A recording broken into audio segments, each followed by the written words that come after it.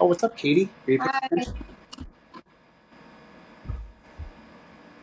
Are you paying attention, Katie? Yeah. So have you heard of Ruth Bader Ginsburg before? Have you heard of Ruth Bader Ginsburg? Uh, Have you heard of this I'm woman? not sure. What's that? Maybe. So Ruth Bader Ginsburg was a Supreme Court justice. Maybe you heard of her. Yeah. Okay, she's known as a liberal Supreme Court justice, but the truth is that she was actually a racist. Did you know that? No. Yeah, yeah. And then have you ever heard of Terry versus Ohio? Have you ever heard of this one right here? I think I have heard that.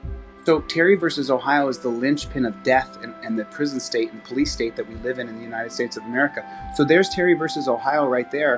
And then if you take a look, see if you take a stick, and I'll put a stick on the wall for you so you can see it yourself. That line right there is the prison complex. That's the industrial prison complex. And then here's Terry versus Ohio right here. So here's Terry versus Ohio right here. See that line go down, and you see the prison system. Yeah. Look, see that wave right there. You see that arc. That's caused from Terry versus Ohio. Do you see it? Here's Terry right here in 1968. The prison system in 1968 is 300,000 people. And now today, what we're looking at is over 2.5 million people. 2.5 million people in prison. Do you see that? 2.5 Yeah. million people. Oh, is it a tap contest? Is that what we're doing? Is that what we're supposed to do? Oh, it's a tap contest, you guys. Yeah. Tap the screen. You guys are supposed to tap the screen. We're supposed to be taking And they her. can sing gifts It's too. it's a competition. I didn't know that. It says verses on here. You guys can't see it, but hers says verses. So I just need my followers to tap the screen. Take your finger and as many times as you can, because she doesn't understand that the people who follow this page are rabid. You have no idea. Tap the screen. Tap the screen. Tap the screen. Tap tap tap. I guess we're in a challenge. Is that what this is? Yes. Okay. So what is the challenge? I just have to have more taps than you do. Is that Yeah, what? you have to Okay. have more points. You have to have more points than I do, but they can sing gifts, and it like equals how many ever points. Oh, I don't care. You guys take your finger right here. I guess we're taking on. I'm sorry, what's your name again? Katie. We're taking on. Caitlin. Caitlin, you're so cute. We're taking on Caitlin. See that? We're taking on Caitlin. Caitlin, we're taking you on. We are taking you on. Okay. So you guys got to tap your fingers. We got 100 people in here, so we got to overtake Caitlin. That's the whole point. We got to overtake Caitlin. So the people who are watching, then, what I want them to see, even on your side, is that here's Terry versus Ohio.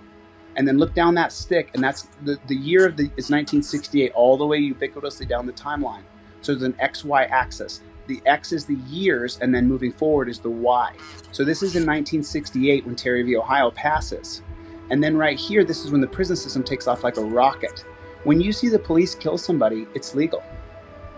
It's perfectly legal. It's because of Terry versus Ohio that puts officer safety over your civil liberties. When they put officer safety over the top of your rights, that's when we lost all of our rights, Katie.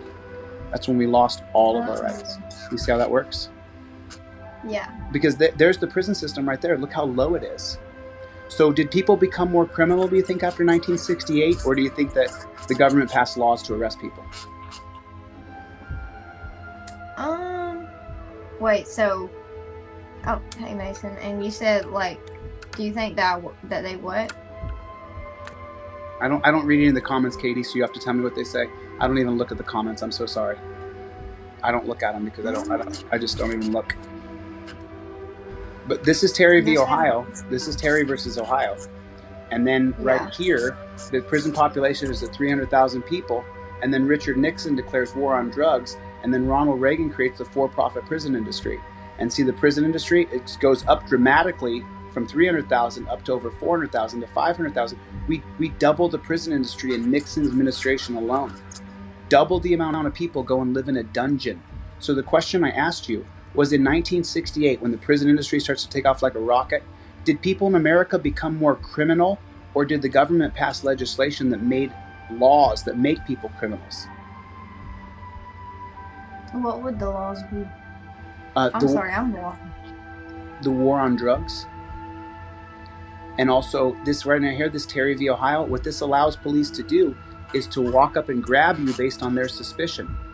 Do you know why that was passed in 1968? See the year right here, 1968? Why do you think they passed where cops could grab you in 1968? Let me give you a clue real quick. Here's a clue. Why do you think they did that? Why do you think in 1968 they made it so that the cops could run up and grab you? Let me give you a little bigger clue here. Okay, does that help you understand why they wanted? Because of people. Right, they did it because they didn't want the civil rights movement to move forward. They wanted the civil rights movement to fail. That's the whole point. Do you see what I'm saying? This is the whole point. See, this is what happened right here. And so when they killed Martin Luther King Jr., that was the final straw. That was the final straw. That was the end of the civil rights era when Martin Luther King Jr. was assassinated.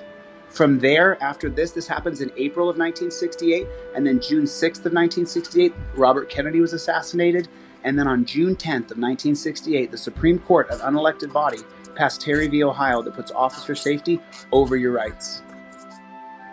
Do you see that? Do you understand? Yeah. So what rights do you have, Katie? What are your rights?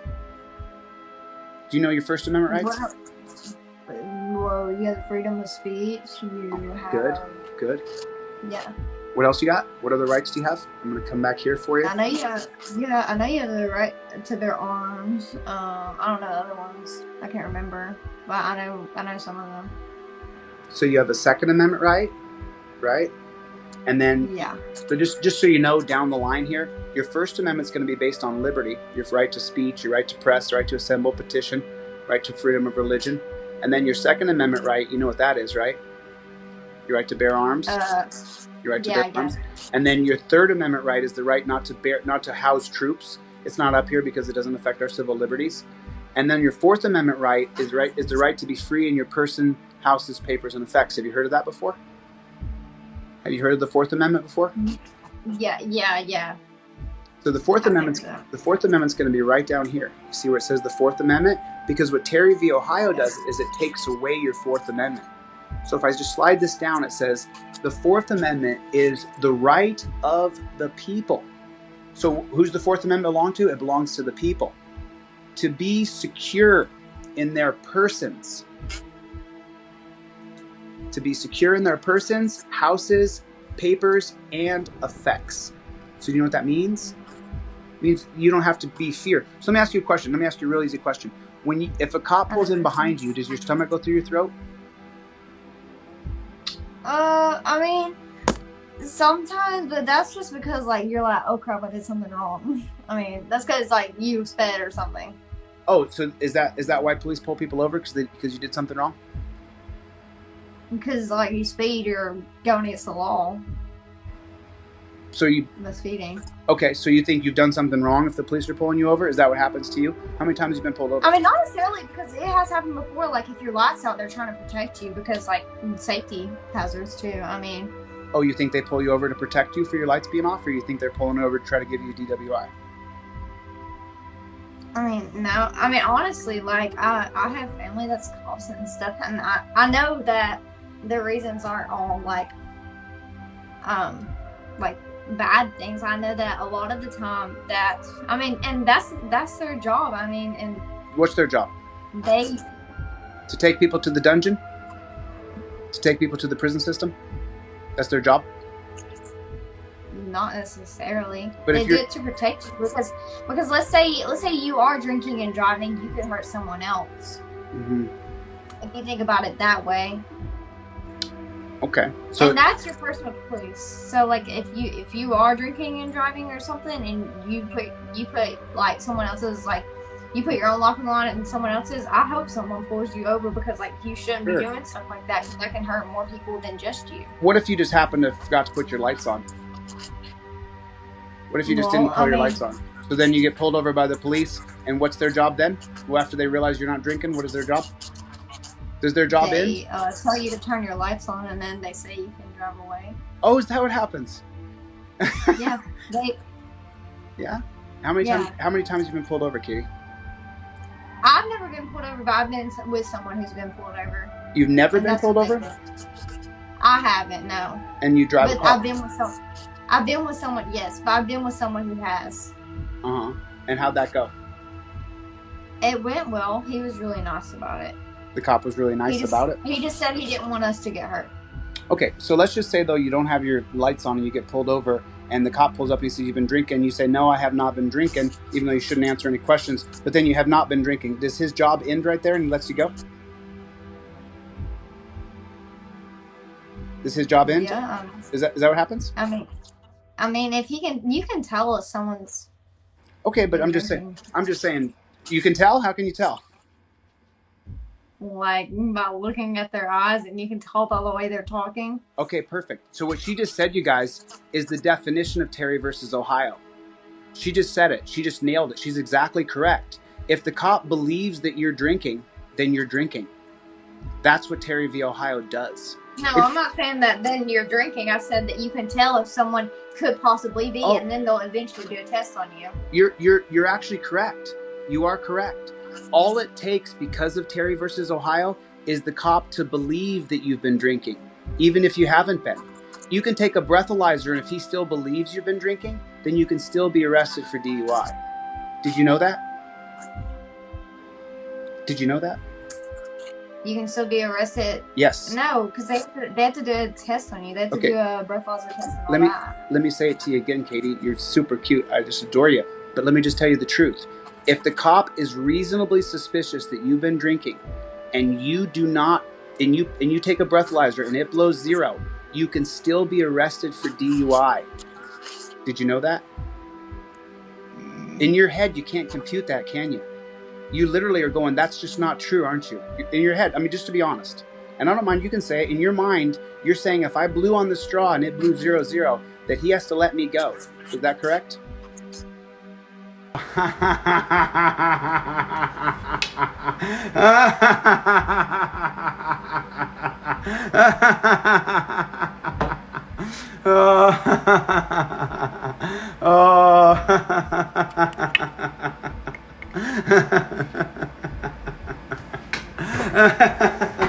If she has to face the fact that the people in her family are Nazis, she can't take it. If she has to face the fact that the people who are law enforcement are her family and that they arrest people based on their suspicion, based on Terry versus Ohio, she has to get off the phone. She can't take that question. Because the truth is, my friend Sean Antonio was in a car accident. The other guy was on methamphetamines. They thought he was drunk driving. They breathalyzed him. He passed it. He was black. They arrested him for manslaughter. He was sober. Did you just see? No, it's not that she didn't know. She didn't want to accept the information. It's not that she did not know. I have it. I'll download it. It's not that she didn't know. I told her, did you know that after you blow 0, you can still be arrested? And you saw the cognitive dissonance in her mind when I said, Katie, you don't believe that, do you? She did not. She couldn't say it.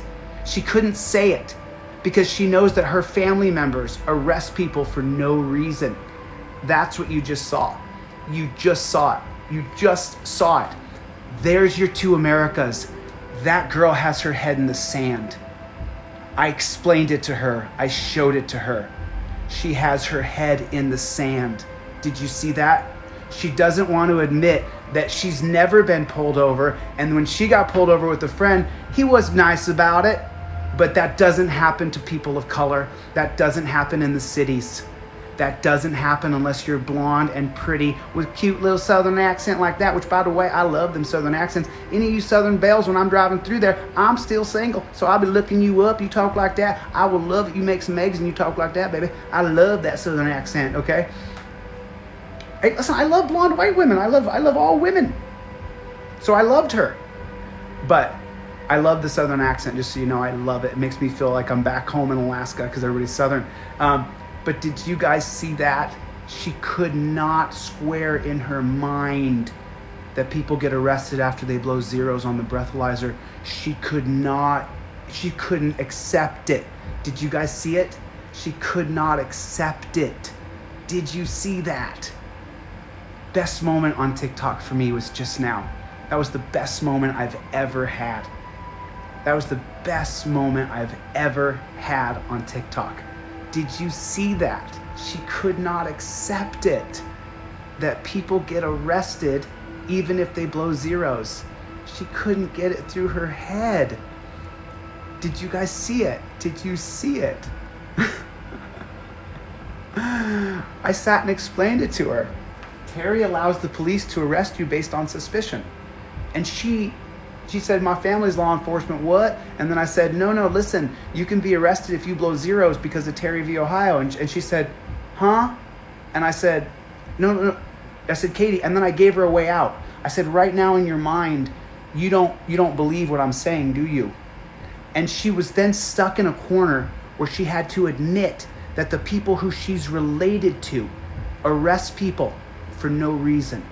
And that happens every day in the United States of America. She could not accept it. That is exactly correct. That was the best moment I think I've ever had besides the interview with Enzo. If any of you guys screen recorded the video with Enzo, remember, I didn't get the video. How fucking crazy did you guys just see that? Katie, my dear, my friend, Katie, my new friend, Katie. Your family members arrest people for no reason. Your family members arrest people because they think that they're suspicious of that person. Your family members strip search people. Your family members put people in handcuffs. Your family members put people on their knees, and your family members jump on their knees on the backs of people who are just trying to get through the moment and survive. That's what your family members do, Katie. I'm sorry you're related to those people. This man right here, this man was named Harry Anslinger. He was born in 1892. 1892, Harry Anslinger is born in Pennsylvania, here. And when Harry's born, he's born the youngest of 12 children. So he's the baby of the family, but he's got a huge family and they're very poor. They don't have any money at all. And so Harry, what he does, by 1902, 1904, 1906, right here, see the year 1906? In 1906, Harry Anslinger gets a job working on the railroad. He's working on the railroad, Harry Anslinger is, in 1906. 14 years old, and he's working on the railroad, and he's working as security. And you know who's running all the railroads? John D. Rockefeller. John D. Rockefeller is running all the railroads. He's got all these side deals going on because he has to take over so much oil. And whose railroads are those? Andrew Carnegie's. So now as we go down the line right here, what Harry Anslinger is going to do is he's going to marry this guy's daughter. I'm going to get to that in a minute, but it's important that you know that now as we go down the history of time. Harry Anslinger is going to marry the daughter of Andrew Mellon, who's going to be his boss. Now Harry, he starts working on the railroad in 1906 at 14 years old. That's 16, so whatever, I'm stoned. So when Harry Anslinger starts working on the railroad, what happens is he gets a quick association with John D. Rockefeller. Because by the time he's 18 years old, it's going to be 1912. He's 20 years old in 1912. Well, from 1912 until 1914, Harry Anslinger is going to go to college over at Penn State, but everybody knows what happens in 1914. That's World War I. And so what Harry does is he enlists in the military. Now, he's been working security on the railroad the whole time so that he can pay to go to Penn State. Because remember, he's the youngest of 12 kids, so they don't have any money. So the fact that Harry Anslinger is going to die, if you see the title of this video, with $19 million in his bank account, can you explain that to me, please? Because he was a career cop. How are we going to get to that in a minute? He married Andrew Mellon's daughter. I'll tell you who Andrew Mellon is in a minute, but just remember that. He's going to die with $19 million in his pocket because he marries Andrew Mellon's daughter. So really, this is going to be his father-in-law. I keep coming back to this because this is very important. Just a real quick cliff notes, as you guys know. Where's everybody from? Where's everybody from? Type down here where you guys are from. Where's everybody watching from right now? Tell me where you're from. I'm going to keep going on the lecture, but just tell me right here down where you're from. Just type down here where you're from, please. Tell me where you're at, just so I know how many Americans are in here, because I'm teaching some serious history here, as you guys can see. Just where you guys at? Cool. Now do me a favor, guys. go ahead and take your finger and just tap your finger like this. Tap, tap, tap, tap, tap your finger right there. And I'm going to continue right along. I'm going to teach you everything there is to know about Harry Anslinger right now. I'm about to make your jaw drop. What I'm going to tell you about this man right now is going to make your jaw drop. Take your finger and tap, tap, tap, tap, tap on that screen for me. This is what I do for a living. I teach the law. I teach the etymology of law, how we got law in America, how we got that law. Tap, tap, tap, tap, tap, tap, tap, tap, tap. Not fast enough, not fast enough, not fast enough. Hit it, hit it, hit it, hit it. Come on. It's free. It doesn't cost anything. It's a free lesson. Okay. Now right here, right here. Little quick recap for the people who just came in the room. Let me just go ahead and give you a recap. We're talking about Harry Anslinger. Harry Anslinger is going to be born in 1892. By the time it's 1902, Harry Anslinger is 10 years old. In America, from 1892 to 1902 is the worst time in the history of lynchings in the United States of America. Harry Anslinger grows up watching black people be lynched in mass numbers. He watches white people be lynched because he's born in 1892, so that he's going to be 20 years old by 1912. The worst time period to be alive for lynchings. So he's going to be deeply swayed by seeing all of those lynchings, being born in 1892 during the height of lynching seasons. And so then right here, he's going to get a job on the railroad by 1904. 14 years old. That's his association with John D. Rockefeller. John D. Rockefeller is running all of the railroad oil cars, and so he's bribing the railroad companies constantly. And Harry Anslinger, he sees this. He sees what's going on. You want to know why? Because he works his way up the security chain from 1904 all the way till 1918. He works security for the railroad. He does a lot of bus, and so he gets promoted really quickly. He's known as a great negotiator even as a child. At 14 years old, he's the one that does the talking when the men are there, and he's 14. Very well versed, very intelligent. He speaks both Swiss, and when he's gonna, now we're gonna jump ahead a little bit, in 1914 is World War I is gonna begin. And what's going to happen here is Harry Anslinger, who's going to Penn State and working on the railroad, he's going to join World War I. And he's going to get sent somewhere very important that you remember this. He gets sent to The Hague in the Netherlands because he is highly intelligent. And so he goes to The Hague in Germany and the Netherlands, and he learns German. He does at 20 years old. He becomes an agent, a double agent for the United States against Germany in World War I. Harry Anslinger is a war hero. He's a very, very good negotiator, very intelligent. He went undercover and came back and never got detected. So, when he gets back from World War I, when it comes to the end, he's been stationed at The Hague. They've been using him as a high intelligence guy. Very sharp guy. So when he gets back from The Hague, who's he working with at The Hague? Soon to be the executives of, guess what? The World Health Organization. That's right. The World Health Organization. Where is the World Health Organization centered? At The Hague in the Netherlands. And so now what Harry's going to do, he's going to go to World War I, he's going to fight, and then he's going to spend the next 10 years living in the Caribbean. Harry Anslinger. And that's going to be his association with J.P. Morgan. J.P. Morgan isn't here on this chart.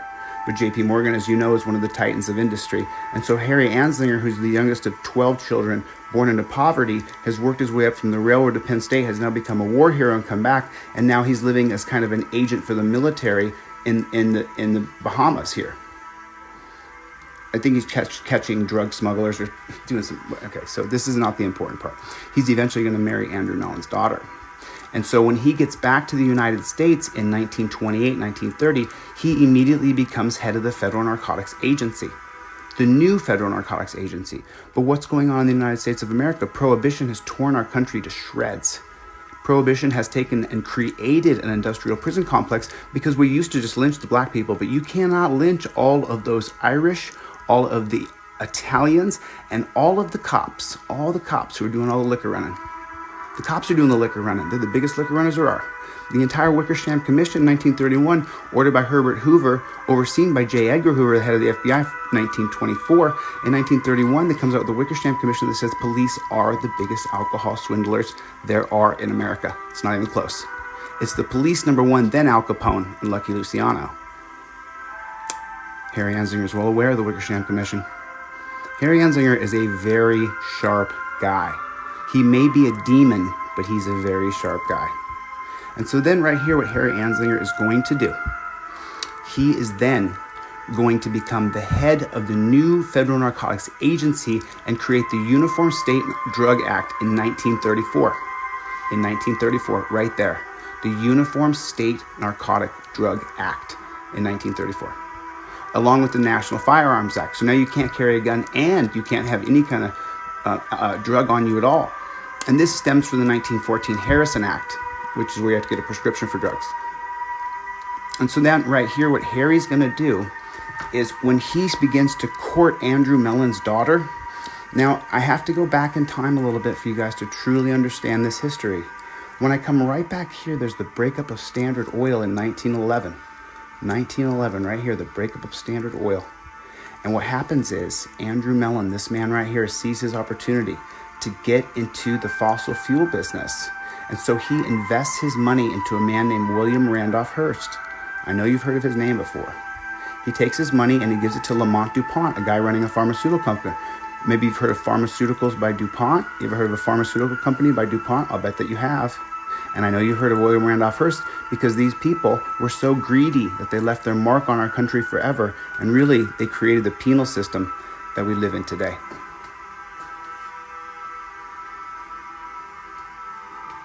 The reason why we have 2.5 million people living in dungeons today is because of what Harry Anslinger did, along with Andrew Mellon, John D. Rockefeller, and William Randolph Hearst. Now let me explain it to you clearly so you understand what happened.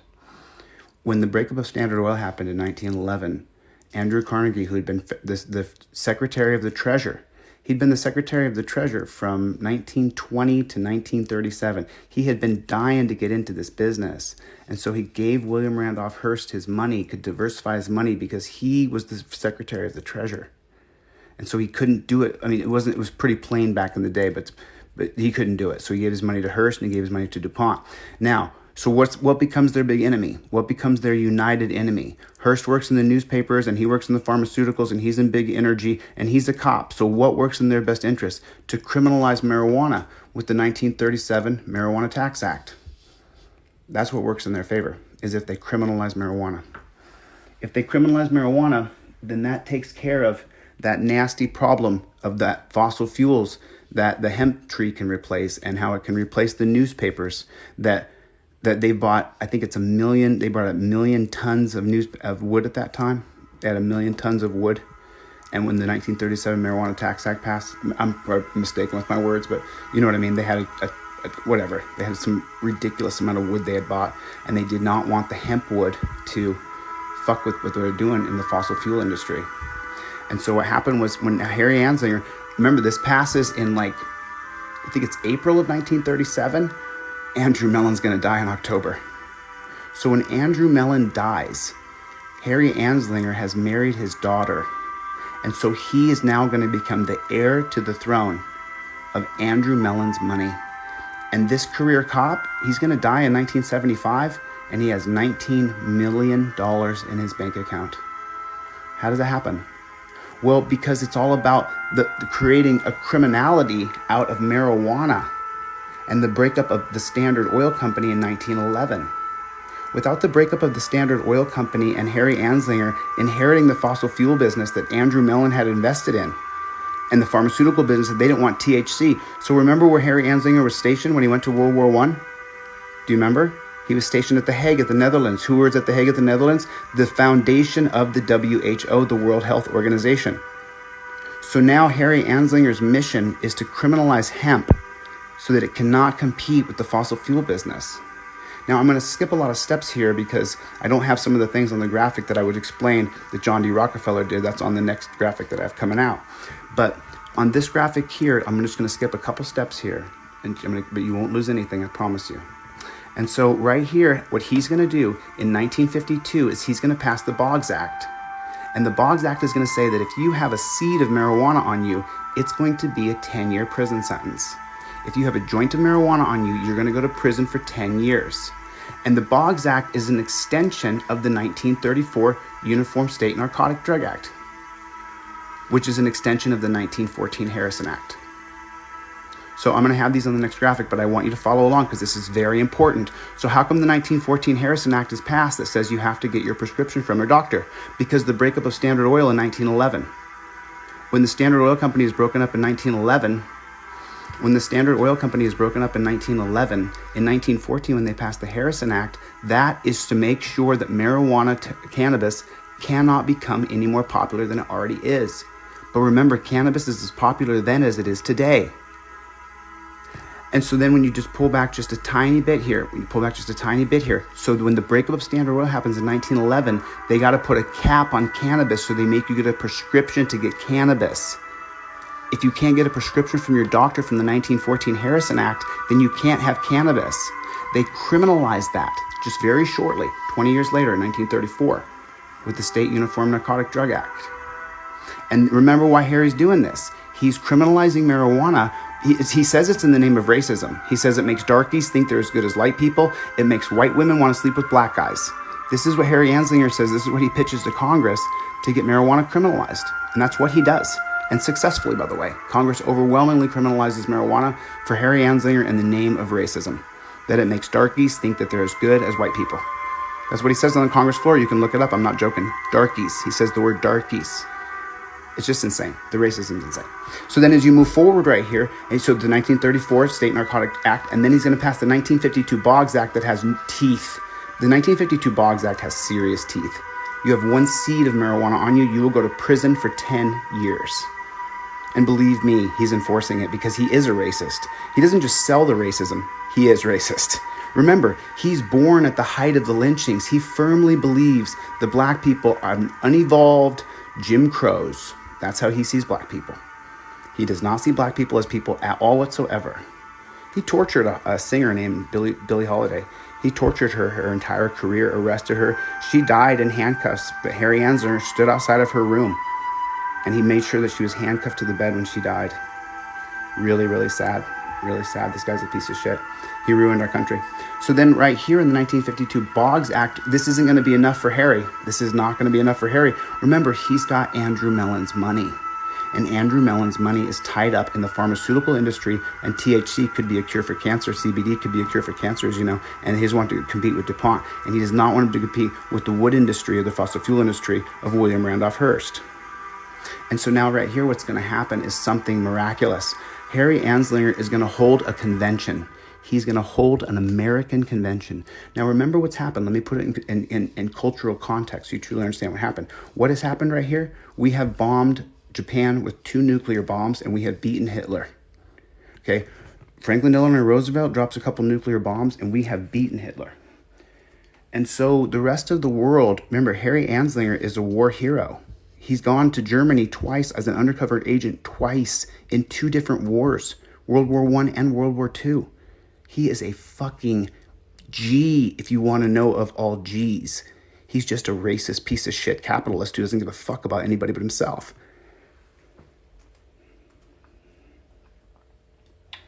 One second.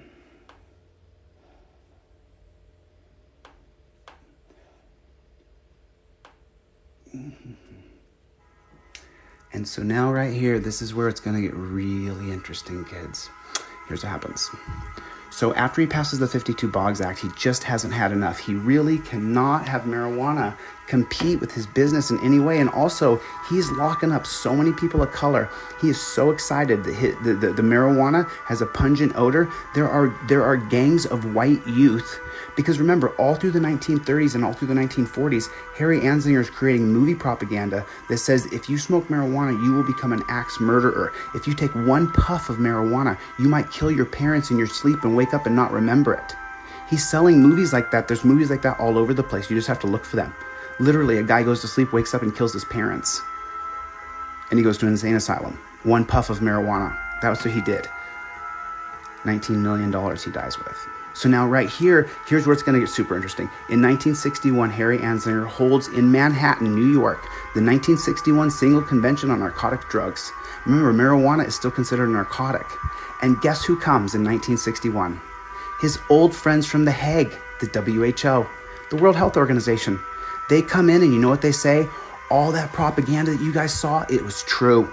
They say two things specifically, though, the World Health Organization does at the 1961 Single Convention on Narcotic Drugs. They say, number one, that marijuana has no commercial viability.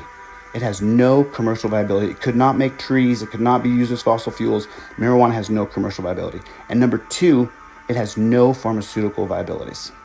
And number three, that marijuana should be eradicated from Earth within 25 years. All marijuana plants should be eradicated from Earth within 25 years.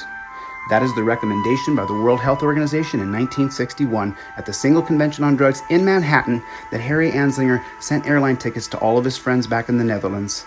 Said, come on in, guys. Can you make this speech for me? Just like, who was it? Dick Cheney.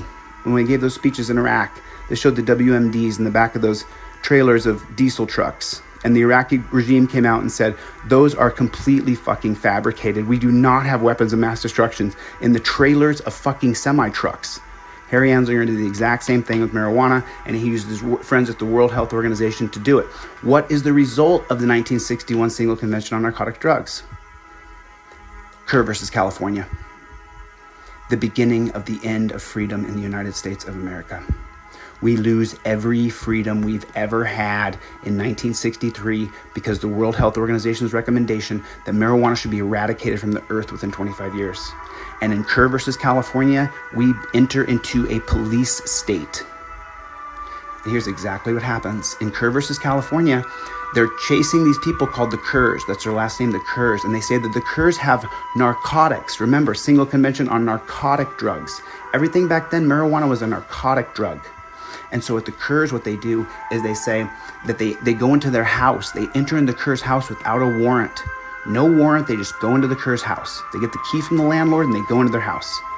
But that's against your Fourth Amendment right. Not anymore, because marijuana is a killer. It'll kill you. They said so at the Single Convention on Narcotic of Drugs. So now it's an exigent circumstance. There's going to be a loss of life if we don't get in there, if there's marijuana in there. And so now they circumvent all of your rights. Every single right you have, every right that matters, every single thing that matters to you, your liberty, your Second Amendment, your right to due process, your private property that you're on, your unenumerated rights, rights that you don't know that we have yet, are gone in one single case. It's that fast. And who does it? The unelected Supreme Court. The unelected Supreme Court. Everybody talks about Democrat and Republican. I just think they're lost.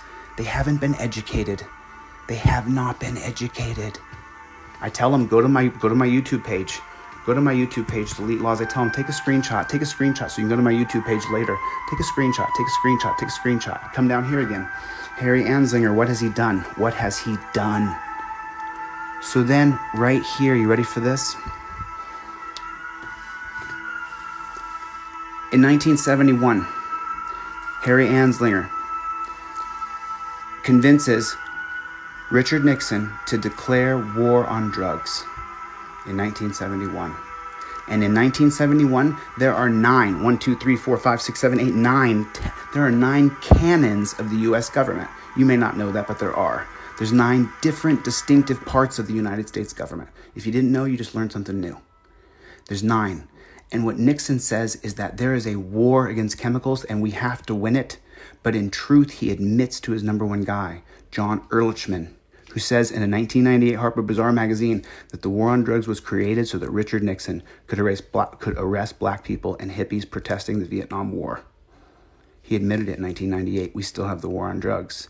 The war on drugs means every single division of the U.S. government, and there's 9 different divisions of the U.S. government, will now point its tenets at the war on drugs.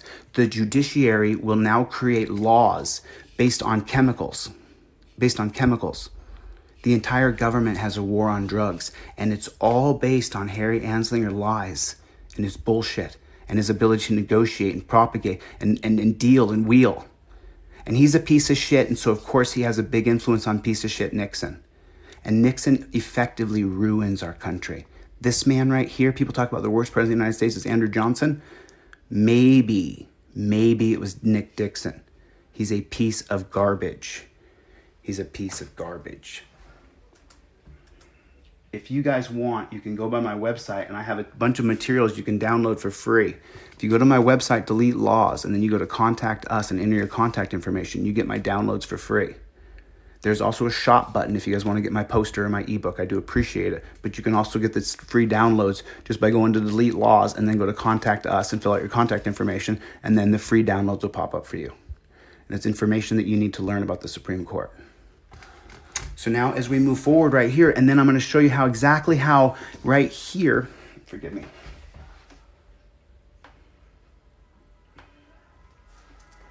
So now right here, here's what's going to happen. You guys see the prison system? Watch this. Kerr versus California. Remember I told you? The government is going to create what's called exigent circumstances in Kerr versus California that says that we can go around all of your rights to be free in your person if it's an exigent circumstance. And so then right there, that's the precursor for Terry versus Ohio. And in Terry versus Ohio, the government puts officer safety over all human rights. Officer safety is the most important right. There's nothing more important than officer safety. And that's done by a white supremacist Supreme Court. And I'm really not joking. There's a couple white supremacists on there. Hugo Black, and Earl Warren was not a white supremacist, but he was a Freemason. So is that a white supremacist? I don't know. Some of them were, some of them weren't. That's a whole different conversation. Was he a white supremacist? I don't know. He got Thurgood Marshall to vote for Terry laws. Thurgood Marshall voted for Terry laws. Terry laws were specifically made so that the police could grab black people. I wish I was making that up, but it's true. Terry laws were specifically made so that police could run up and grab black people. I wish that was not true. I'm sorry to say it. My skin's white. I'm sorry to say that. I'm very proud that I'm who I am. I'm Colombian. I'm not disappointed in myself at all. But this law here was made so that cops could grab black people because of the civil rights movement and the Black Panther Party. And they were terrified. There was white fright. That's white fright. Just remember that term. You can look it up. So now right here, what's going to happen in Terry versus Ohio? Well, here's what's going to happen. Here you go. There it is. There it is. You're looking at it. There it is. We're going to go from 300,000 people in prison to 2.5 million people in prison. Every single president along the way is either going to enhance it or do nothing about it. There's no end in sight, and people keep talking about Democrats and Republicans. Go fly a kite. You're wasting our time. It's the unelected Supreme Court. And we need a new third party. It's an unelected Supreme Court. It's an unelected Supreme Court. These are the people fucking you and taking our rights. These people passed all of these laws. So remember, we go back and we have our Bill of Rights in 1776. And then the Dred Scott ruling happens and John Brown starts a civil war. And then, of course, a million people die. And then it only takes 75 years before the unelected Supreme Court completely wipes away our Bill of Rights. And then after the Bill of Rights is wiped away, we pass the 13th, 14th, and 15th Amendment by the people who we vote for. We do not vote for the judiciary. The 13th, 14th, and 15th Amendment are passed by people we vote for. Shortly after that, the Supreme Court with Cruikshank, Reese, slaughterhouse cases, Plessy versus Ferguson, Pace versus Alabama. The Supreme Court trumps the people we vote for. They trump them continuously. They trump the people that we vote for. I'm sorry, but that's just the simple fact. And so with these cases here, it wipes away all your civil rights, and that's why we have a lynching chart on this graphic. I can't be any more fucking clear. There is no lynching chart without the Supreme Court wiping away what the elected officials passed with the 13th, 14th, and 15th Amendment. It is just that simple. Without the Supreme Court, the unelected body of predominantly white supremacy throughout the history of America, without them wiping away our 13th, 14th, and 15th Amendment, we would not have a lynching chart on the American graphic. If you can't take it, this is the unedited version of the history of the United States of America. I don't got time for your bullshit. Keep it real. So then after they wipe away our rights right here, as soon as this, it doesn't go away. You think it goes away? I'm so sorry. It doesn't. Do you see why it's green and hazy all through here and static? Because it doesn't get better for 100 fucking years. The 1964 Civil Rights Act is just like the 13th Amendment. You think I'm joking? I'm not. The 1964 Civil Rights Act is just like the 13th Amendment. Because black people are truly not free in the United States until the 1954 case of Brown versus Board of Education. But Brown versus Board of Education is passed by Earl Warren, and it's not passed because he's some great guy. It's not at all. It's passed because he's afraid that the black community will rise up. And we just had to nuke Japan. We nuked Japan twice. He doesn't want to go through another civil war in America with a bunch of black troops who've come back from World War I and World War II and are ready to have their rights. They're ready to die for their rights, and they've proven it. Earl Warren says, fuck that, let's desegregate. Has nothing to do with him being some great humanitarian. Don't even think about that. Okay. So now as we move forward through time here, remember what I talked about, the prison state police state. The prison state police state all goes back to Harry Anslinger. Why does it go back to Harry Anslinger? Why? How come? Anybody? Whoop, whoop. It goes back to Harry Anslinger because he's the one who creates the entire bullshit war on drugs. There's no war on drugs without Harry inheriting Andrew Mellon's money. When he inherited, remember, he was a career cop starting in the railroads, going up here, being a spy. In the 1930s, he starts the Federal Narcotics Agency, and then he's head of the Federal Narcotics Agency for 30 years. He's the head of the DEA. That's what it's called today. It was the Federal Narcotics Agency back then. He's the guy that started the DEA. You see, he ruined our country. This man ruined our country. If you want to blame someone, it's Harry Anslinger. With the help of all these other pieces of shit. J. Edgar Hoover started the FBI in 1924. He stayed at the head of the FBI for 50 years. Who stays at the head of a cop job for 50 years that pays shit money unless you're corrupt to the motherfucking core? I think he died in that position. He retired and died a year later or something like that. So then you say, well, what happened? What does Terry v. Ohio do? Terry v. Ohio changes the Fourth Amendment's probable cause standard to reasonable suspicion. It used to be no warrant shall be issued but upon probable cause. That changed to no warrant shall be issued but upon a cop being suspicious of you. And then you could be thrown on your ground, put in handcuffs, belly, knees. Everything inhumane that can happen to you right after Terry versus Ohio. Because before that, cops could treat you like shit and beat you and abuse you and do all those things. But right here, these become death laws when officer safety becomes more important than your rights. Back here, you got the Kerr versus California where they just have to knock and announce. They don't have to have a warrant. They can just knock on your door and announce and come running in. A common law era from the 1961 World Health Organization saying that marijuana will make you turn into an axe murderer. Kerr versus California makes it so they can just knock on your door, announce that they're there, and then come running in. Knock, knock, knock, and boom, right through your door. Boom, right through your door. Unless you just go knock, knock, knock, boom, and then they're in your house. Just like that. That's how long they have to wait. If they just knock and announce, whoosh, they're in your house. So the precursor for Terry v. Ohio is Kerr versus California. Precursor is the same thing as saying like jurisprudence. If you haven't heard that before, that's what that means. So remember, you can't have cocoa without first having a little bit of water in the cup. So that's what that is. These don't work without one working without the other. This one has to come before this one can come.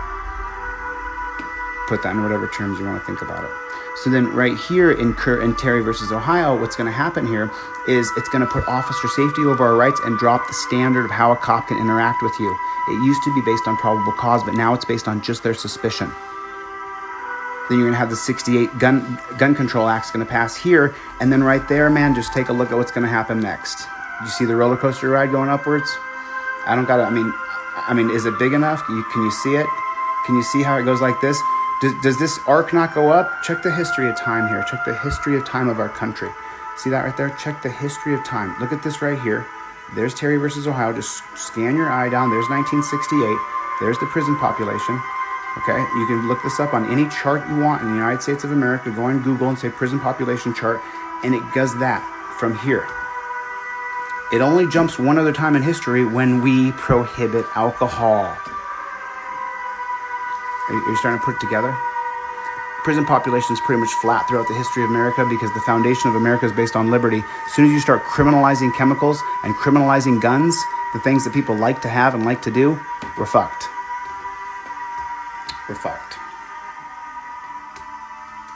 Hey, if you want to get my ebook, I appreciate that. Thank you. You can get my ebook on deletelaws.com, which, by the way, I give everything away for free, too. If you want any of my stuff, there's no charge. You can have everything for free. A few people will buy some stuff, and I appreciate that. But everything I have is absolutely for free. Everything I have on my website is free. You don't have to buy anything from me. It's totally free. A couple people will buy, and I do appreciate that. But don't even stress. Go to deletelaws.com, go to contact us, put your contact information in the contact, and your pop-ups will pop up on your screen, on your laptop, or on your desktop. You don't even have to contact me. You just go straight to Delete Laws, go to contact us, put the 3 lines in, your name, your email address, whatever it asks, click, can I receive a newsletter, say yes, and then you'll get a bunch of pop-ups on your desktop or on your laptop. You can do it right now. You can do it right this second. And then you can come back here and tell other people it does work. You can just go get all my pop-ups. And within that, just so you know, within those pop-ups is the Mullen Commission, the 1994 Commission on Policing. And let me just tell you something. You don't have to be a voracious reader to read the Mullen Commission. You don't have to be fancy. They write the Mullen Commission for like 6th graders. It's for like guys like me who are dumb jocks that just decided to educate themselves. You know what I'm saying? And so I actually fought MMA for 20 years. So, I just educated myself. That's all I did. I just read everything I could. And so when you go to my website and you get the free pop-ups, the Mullen Commission is in there. And just reading the table of contents alone will jaw drop you.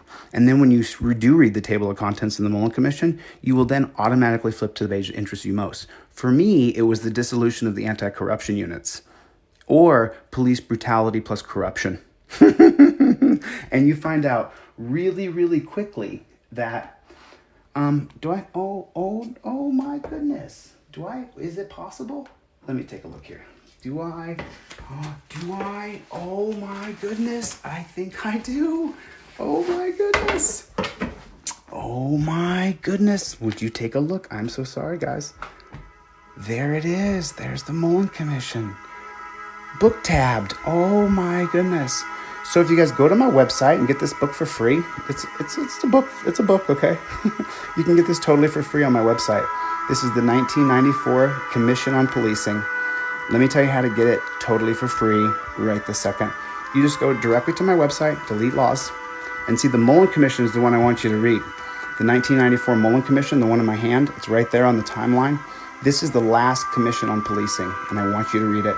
It's fucking awesome. It'll change your perspective on policing completely. So once you go to deletelaws.com, my website, and then go to Contact Us, there's 3 tabs at the top. The third one's Contact Us. Put the 3-line information in and push Enter. If you're on your desktop or laptop, it'll pop right up. It won't work on your phone. But just go to my website and get the Mullen Commission totally for free. Look how thick. You're going to get a bunch of pop-ups. I put a bunch of data in there. All the data I used to compile this graph, I put in those pop-ups so that you guys would learn some serious shit. But the Mullen in particular is really fun to read. And this is how you understand that we have to get a third-party organization to watch cops that has subpoena power and arresting power, and everything else is bullshit. Let me just show you the table of contents just real quick, just the fun stuff.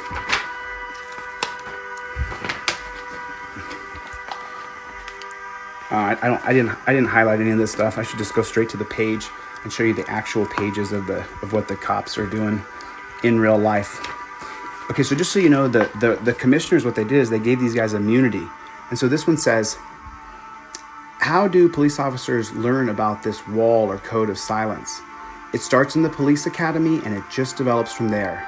It starts with the instructors telling you to never be a rat, never give up your fellow officers.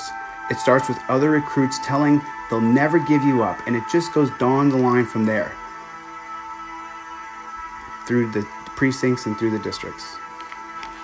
And then it said they'd place a dead rat on the windshield of people who ever snitched. They put a dead rat on his windshield for people who snitched.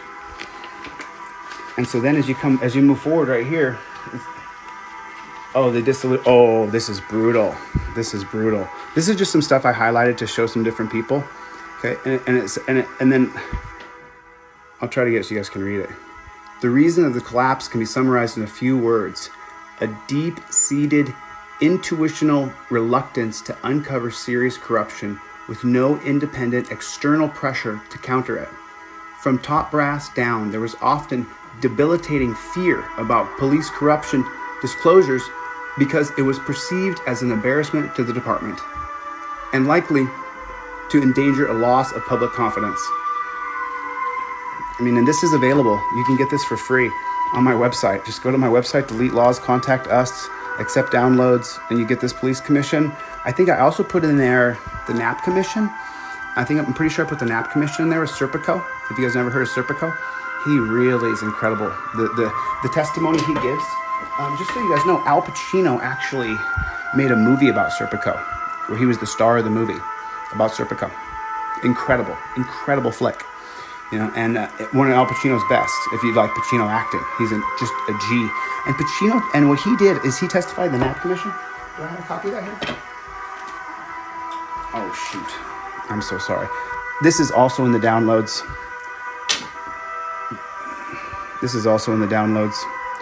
If you go to my website and you get the downloads, the racist origins of gun control, the racist roots of gun control. Oh, man. When you read this, holy shit. This is a real easy read, too. This is like a 2-hour read. I mean, not even. I think I read this in 15 minutes, 20 minutes. I mean, not really, but probably 15 or 20. This one. Oh, this is all the black codes. You guys ever read black codes? Oh, have you ever read black codes? Let me just give you a close-up on here. Blacks excluded from the militia, i.e. law-abiding males, thus instilled with the rights to own guns. And that is from the 1792 United States federal government. So when you read the racist origins of gun control, this is the black codes. This is the one by Clayton E. Kramer. Clayton E. Kramer, he put this together. I always give the guys credit whose information that I certainly learned from, and I appreciate you, Clayton. If you ever see any of my stuff, I appreciate you, brother. Thanks for putting this together. This is brilliant. And then as you go down here, you get to see. Let me go past our Constitution so that you see that all gun laws were literally created to make sure people of color didn't get guns. And now they've created every rule in the world as to why you can't have a gun, why you can't carry a gun, because you're dangerous or you're bad or there's something wrong with you. So this is 1871. Oh wow, this is gonna just trigger warning here, guys. Okay, trigger warning. This is a trigger warning. All right, I'm giving you a trigger warning. All right. What you're gonna read here is gonna be tough to understand.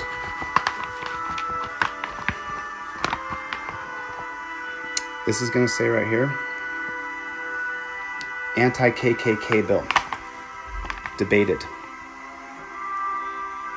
The anti-KKK bill is debated in response to race-motivated violence in the South in 1871.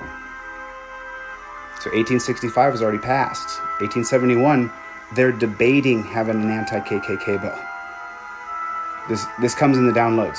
I give this to you for free. It's Clayton's work.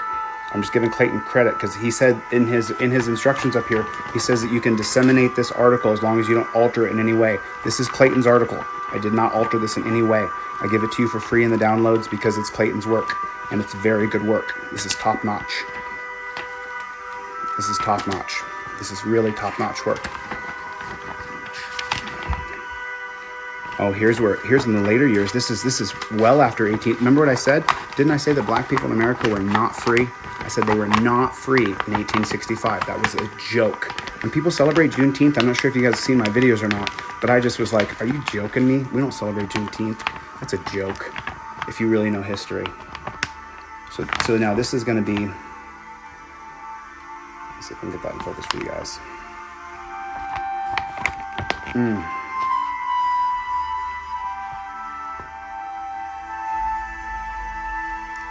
Third Saturday night special. Economic handgun ban paused. Arkansas. First all-gun economic gun passed. First total civilian handgun passed. 1902, South Carolina. You have to get your gun rights from the Pennsylvania sheriff. Race-based confirmation through record keeping.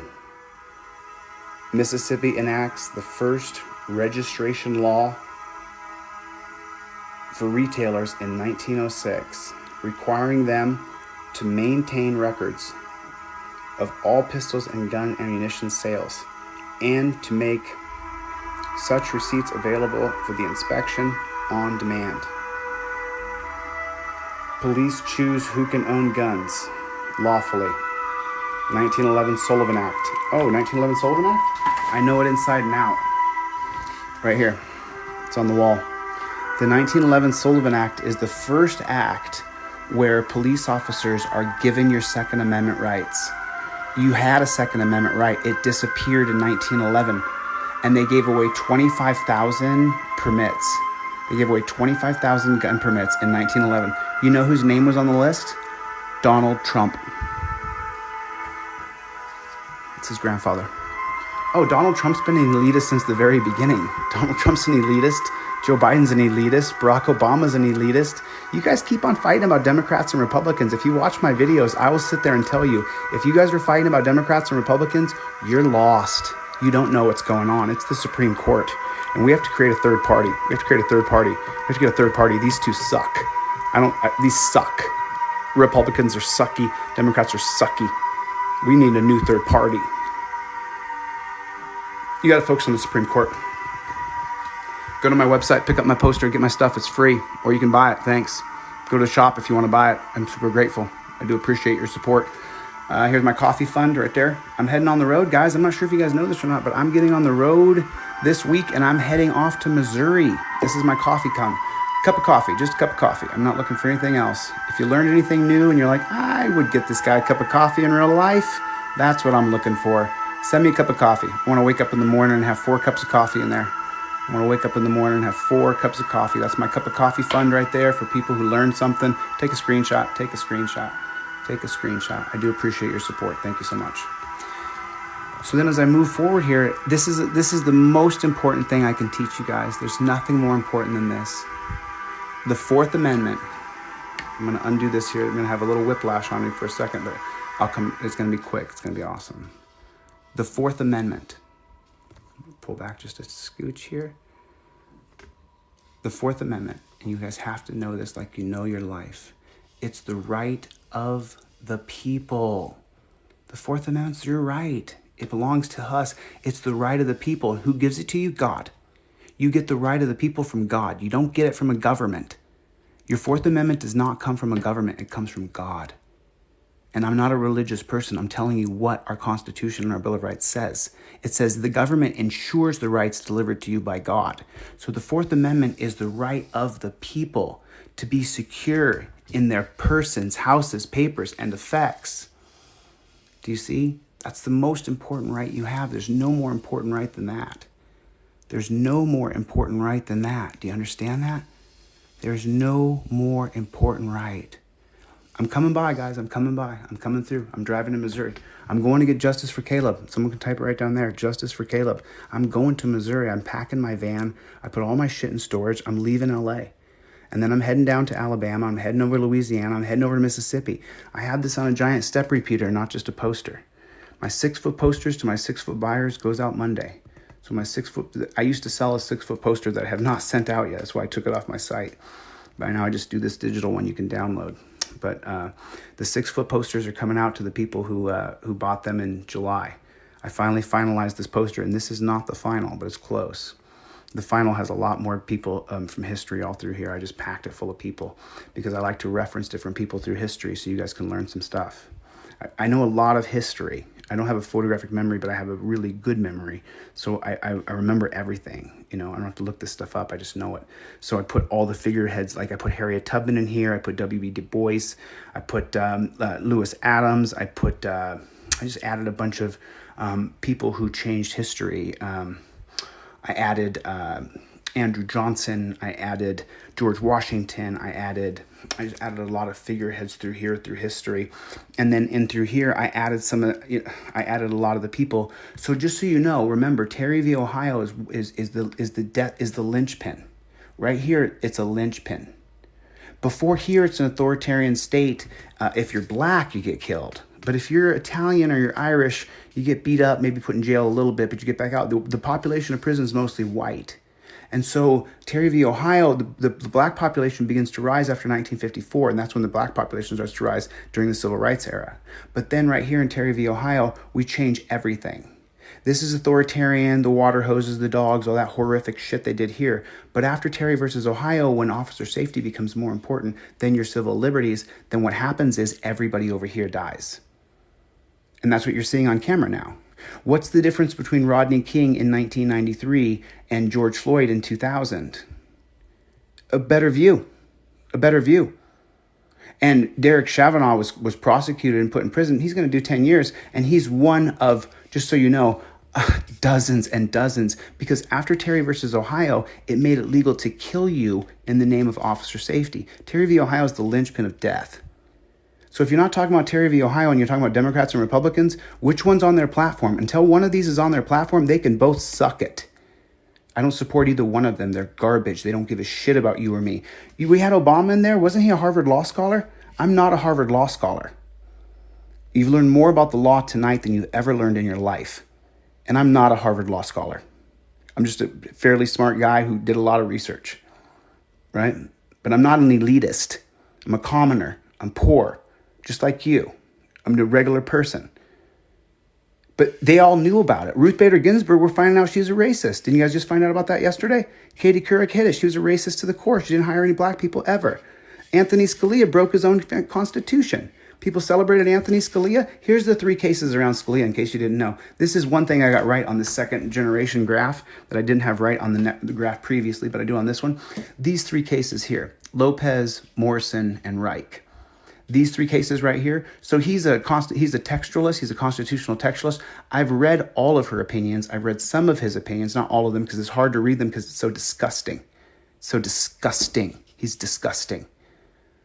I'm sorry. Graham versus Connor right here, the 1989 holding of Graham versus Connor. Scalia. You know what his holding says? Let me give you the exact wording of this piece of shit. You know how they say Scalia is a great writer? Oh, he's a great writer, all right. You know what he wrote? He wrote that the objective, reasonable offer excuse me, I get excited. He wrote that the officer, where am I at? Okay, he wrote that the reasonable officer on the scene will use the objective, reasonable amount of force on you. And when you break that down and you understand it, it means that whoever's on scene, whatever cop is on scene, he can then determine in his mind what you did before you got here. He might determine that you killed your parents and put them in a closet. And so he's going to use that amount of force on you. And all he has to say, because of Terry versus Ohio, is that he believed officer safety was in danger. This is where that comes from. Everything stems back to Terry, which stems back to Kerr, which stems back to Carroll. So what Terry v. Ohio does after Terry v. Ohio, like I said, I was kind of going off here a little bit, but let me just stay focused. Back here, these are authoritarian laws for sure, right? These are authoritarian. Remember, we have the civil rights movement where we can literally see the dogs attacking people in the streets. But then as we move forward past Terry, what am I doing here? And then as we move forward past Terry v. Ohio, these laws literally allow police to kill you. They allow the cops to kill you after Terry versus Ohio. Do you get it? This is the linchpin of the prison system and of the death laws. It changes 2 fundamental factors of the 4th Amendment, which is what I was kind of going over here. I was trying to do this little trifecta here as I walked down the history of Harry Anslinger, and then we got to Terry, where it's going to be based on the chemical laws of Kerr and the chemical laws of Carroll. Alcohol for Carroll and marijuana for Kerr. Both legal now, but the exigent circumstances clause that creates them creates the officer safety clause. That's how it works. All law is via or jurisprudence or stare decisis. No law here can come unless it comes from back here. Well, guess what these laws back here are based on, folks? Guess what these laws back here are based on? They're based on Jim Crow laws. They're based on Dred Scott laws. And so the jurisprudence moving forward is going to be a disgusting authoritarian taste of a bad racism in your mouth. I hate to tell you that, but it's true. I'm giving you the etymology of law here. You're getting a master's course.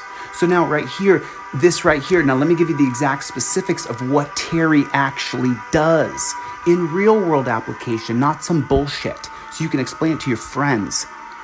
So you say this, Terry makes it so officer safety is more important than your rights. So what's your right? Down here, the Fourth Amendment says right to be secure in your person. Well, not if you're the driver of a car. In Pennsylvania versus Mims, an extension of via, remember I said it's via, every law is via another law, or stare decisis of another law. Terry v. Ohio is via Pennsylvania versus Mims. Now, because of Terry v. Ohio and officer safety, you have to get out of the car in the name of their safety. Is it safe for you or safe for them? It's safe for them. And then a via Terry v. Ohio is South Dakota versus Opperman. If your car gets impounded, they can inventory your car. How polite of them to inventory it. Or another way you could say it is warrantlessly search my vehicle based on your suspicion of what's in it. Exactly. They can impound your cars because they're suspicious of it. They don't need a shred of evidence. And then once they impound your car, they can inventory it for you. Do you that favor. Oh, and by the way, if you have anything in there, you're going to go to jail.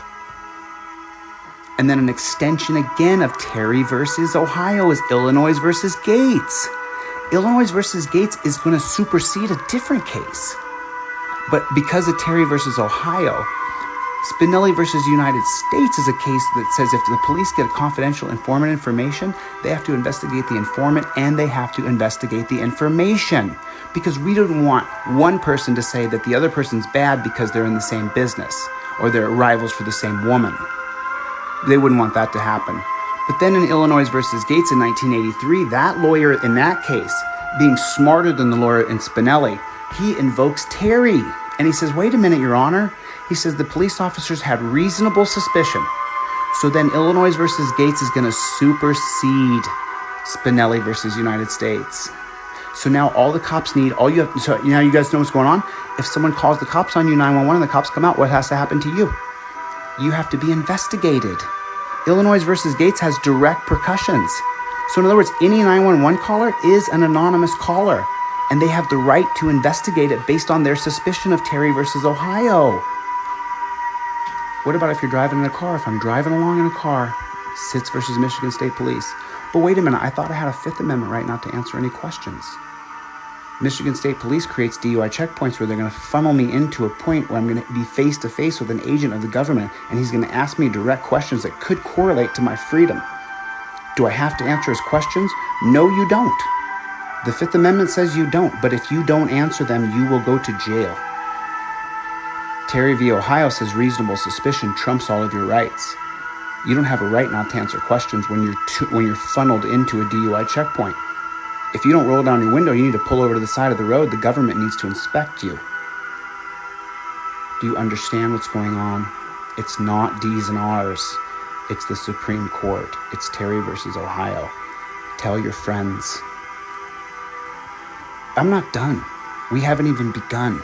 Because now, here's the thing. You get funneled into a DUI checkpoint where you have to answer the question. If you don't answer their questions, they can take you to jail on their suspicion.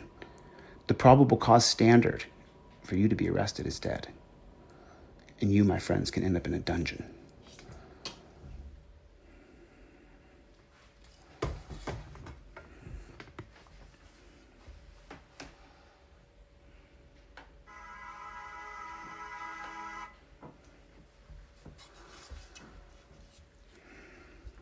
But the death laws are just beginning.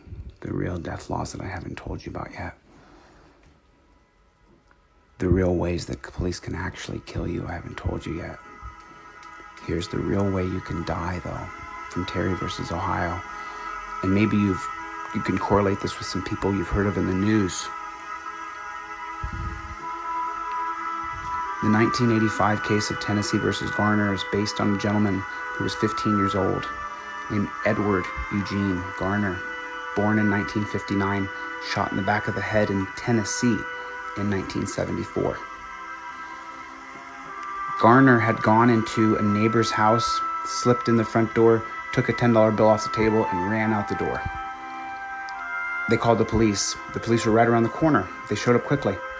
And they said, the guy just ran in the house and stole some money off the table. Do you know him? Yes, he's our neighbor. Oh, okay. The cop ran outside and took a look, and there was Edward Eugene Garner. Right there at the edge of the fence of the yard. He was 40 yards away. And the cop said, stop. And Edward Eugene Garner said, jump that fence, and just took off running, but he didn't get over the fence. The cop shot him in the back of the head and blew the back of his head clean off because he had hollow tip bullets in the gun. It was a factor of the case. I'm not making things up. He blew his head off as he was jumping the neighbor's yard into his own backyard. He was just 15. The Supreme Court heard the case in 1985, 11 years later, when Edward Eugene Garner's parents refused to let it go. And the First Amendment says that you do have a right to life. And so the Supreme Court, they held that you have a First Amendment right to life, and the police absolutely cannot shoot you in the back of the head as you run away, unless it's in the name of officer safety. You think I'm joking? That's the holding. That's the actual words in the holding. Police cannot shoot you in the back of the head and deprive you of your First Amendment right unless officer safety is in question.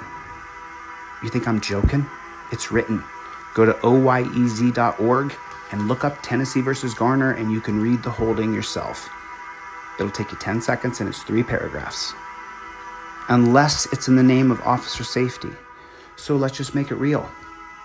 Tennessee versus Ohio, and then you say you go to a DUI checkpoint, you get spooked out because you fucking can't stand these people who are at the DUI checkpoint, so you take off running, and as you're running away, the cop blows the back of your head clean off. Perfectly legal. Body cam gets up-close footage.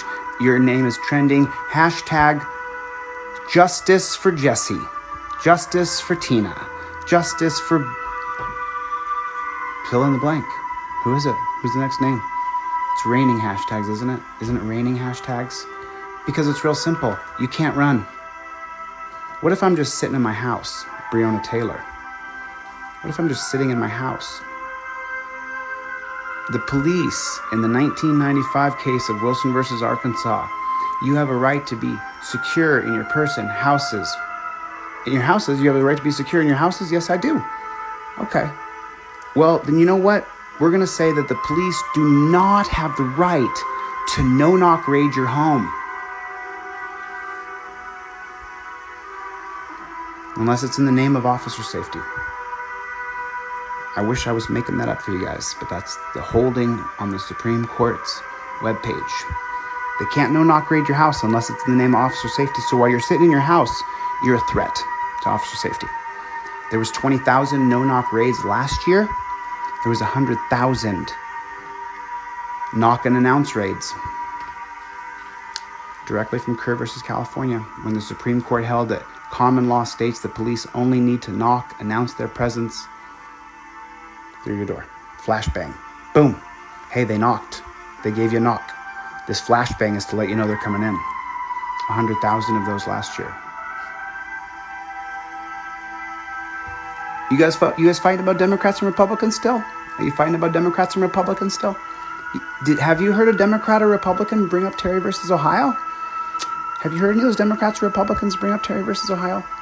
You should feel pretty uneducated if you were talking about Democrats and Republicans in the last couple days now.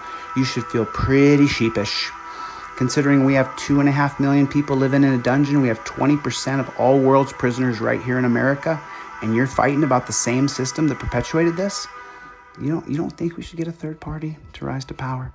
And not one of these panty-ass waste ones, but one in the middle. A new political party, but in the middle. You guys ever thought about that? I've been thinking about that a lot. What about a new party in the middle? What about that? That's for your gun rights and also pro-choice. Can you imagine that? Imagine a party that was pro-gun rights and pro-choice. Could you imagine that? That's the party I dream of. Pro-gun rights and pro-choice. I would love that. Wouldn't you guys love that?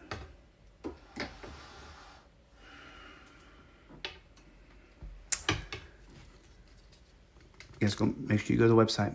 Get the stuff I offer. Get the stuff that I offer. Go get the stuff that I offer. It's free. You just go to Delete Laws, go to Contact Us, put in your 3 lines, and all the pop-ups will come up for free. If you guys go to the shop, you can get my ebook or my poster, and they're both also on the pop-ups. So don't hesitate. If anything's missing, DM me right away. I'll send it to you. I'll get your email address and I'll send it to you. There's absolutely no charge. A couple people will buy them. I do appreciate it. A couple people buy them a day, and that's all I need. As I get on the road to Missouri, I'm heading out of here. I just can't accept this. I only get one life and I'm over 40. I can no longer accept this. And I'm going to go and attack it through legislation, through peaceful protesting, and through assembling. I personally, as a human being, knowing the information that I know in my mind, I can no longer sleep at night knowing what I know. And when George Floyd happened and Breonna Taylor happened, I knew it was time for me to come out of the dark and expose the knowledge that I knew. And that's what I've been doing ever since. I have not stopped. And I'm not going to stop until Terry versus Ohio is overturned. I will not stop this mission. At least until Terry versus Ohio is overturned, and then we get the Supreme Court electable. Because as long as we have 9 kings appointed here, we will never have freedom. And Texas, you know what I'm talking about. Texas is setting the stage for all of us. These people won't take up the case because they don't want us to have the freedom we want. I have a political party dream of a middle centrist party that is both pro-choice and pro-Second Amendment. In my head right now, I keep calling it the Centrist Peace and Liberty Party. That's what I keep calling it because I want to pull our troops, half of our troops from around the world. Half of our troops from around the world need to come home. We can build entire bridges around the world, but we can't build epicenters for learning and education here. Instead of building anything good here, we take people who are already damaged and we damage them more, and then we put them back in society and we wonder why we have a fucked up culture. I don't care if you're on the left or you're on the right, or you claim to be on the left or the right, but really you're probably more in the center. We have a fucked up country because we punish damaged people, and we just continue to punish damaged people. And we have to stop. We have to invest money in people who are damaged, who they didn't have the upbringing or the money to have an upbringing because their parents worked 2 jobs. They didn't have any supervision. They never learned right from wrong. John Locke, 17th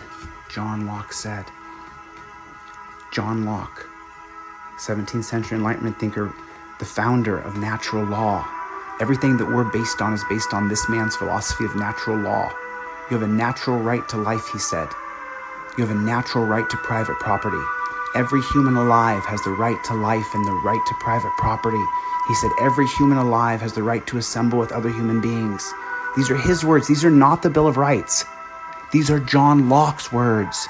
His words were plagiarized and copied by James Madison and Thomas Jefferson. He said that. It just happens to be our Bill of Rights.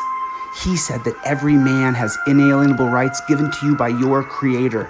Whatever you deem your Creator to be is what John Locke said. And our Bill of Rights is based on his theory of natural law. Everything that we stand for today, freedom, liberty, independence, all comes from John Locke.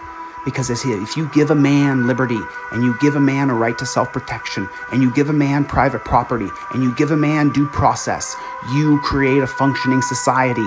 And he said, show me a man how much character he has, and I will show you how much education he has. And so what do we have in prison? We have a bunch of people who have no education. John Locke said it. Show me the character of a man, and I'll show you how much education he has.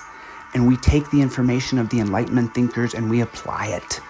And we say, if someone has done something wrong, instead of throwing them in a dungeon and torturing that person for 10 years, making them look at the ground, sexually assaulting them even upon entry, treating them like they're bad when they weren't treated good their whole life, we punish them with the weakest people we have in our society.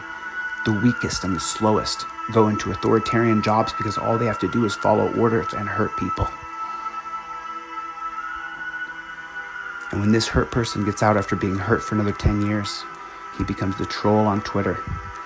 He's a faceless wonder. He becomes the misogynist. He becomes the fear in the night. He's been treated bad for 10 years. His mom didn't love him either. He's never known love. No one's ever taught him anything. Look at the ground, boy, is what he's told. And that's our system currently. And we put $80,000 a year into this person. $80,000 a year into a man who we're punishing How much do you pay back for your student loans? $80,000 a year we put into this man right here.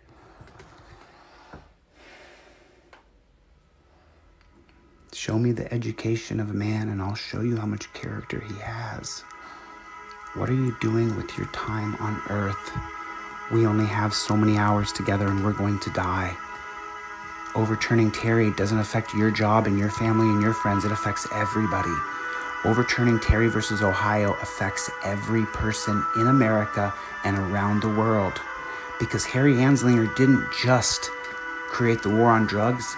Harry Anslinger spread our brand of policing around the world. He was security for the railroad, meaning he was the top cop for the railroad system. And then he was the top cop in the Bahamas trying to get drug smugglers. Because drugs have been deemed illegal because we're not allowed to have them unless big pharmaceutical companies are selling them to us. The big pharmaceutical companies write the laws. As a matter of fact, just in case you want to know, in 1972, I believe his name is John Mitchell. It was Richard Nixon's Attorney General in the year 1971, 1970. Someone can fact check me on that, forgive me. John Mitchell wrote all of the drug laws in the 1970 Substance Control Act.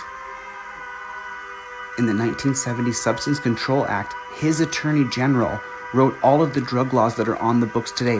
One man sat in an office with another lawyer who he bounced ideas off of, and one guy named John Mitchell wrote all of the drug laws we have today in the 1970 Substance Control Act that was then passed through Congress, and they rubber stamped it. They rubber stamped it.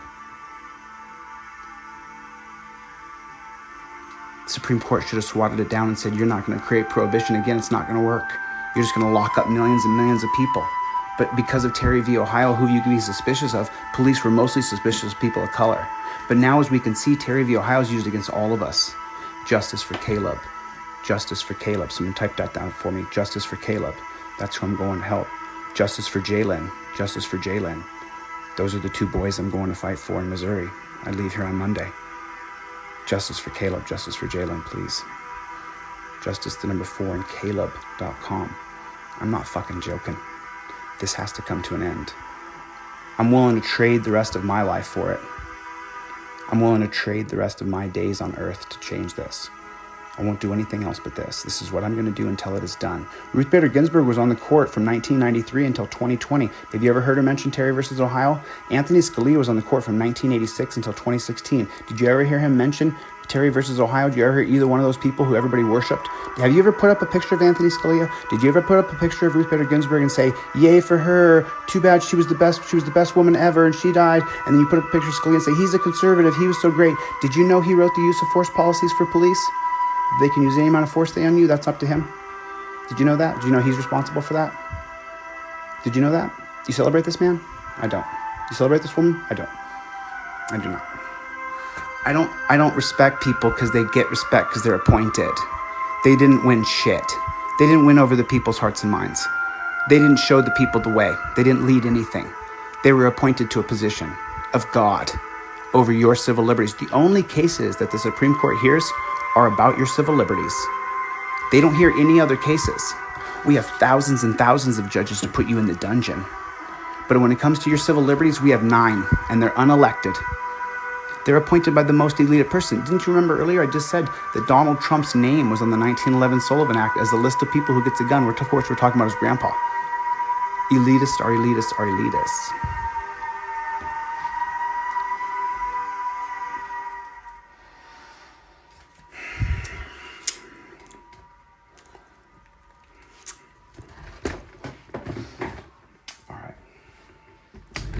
All right, guys.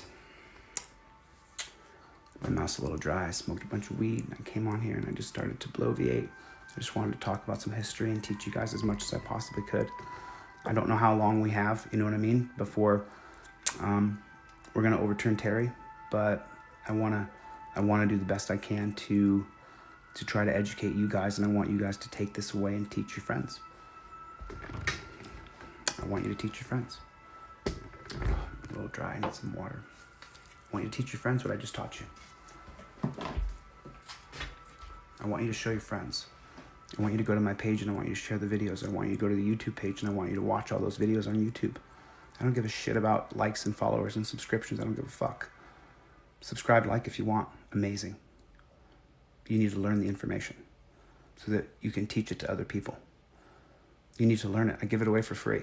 What more can I do for you?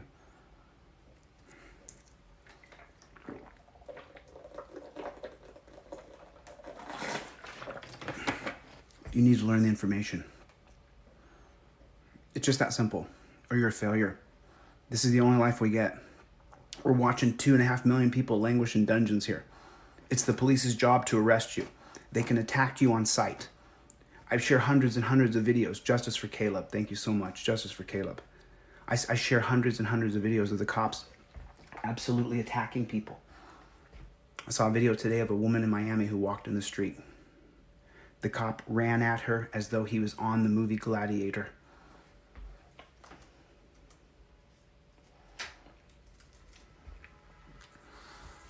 He ran at her like she was in the movie Gladiator, and the first thing he did was attack her. There were no words. She had a shopping bag in her hand. She walked in the street. He just immediately attacked her. I got a video on my laptop that I can't put on social media or they'll suspend my accounts again.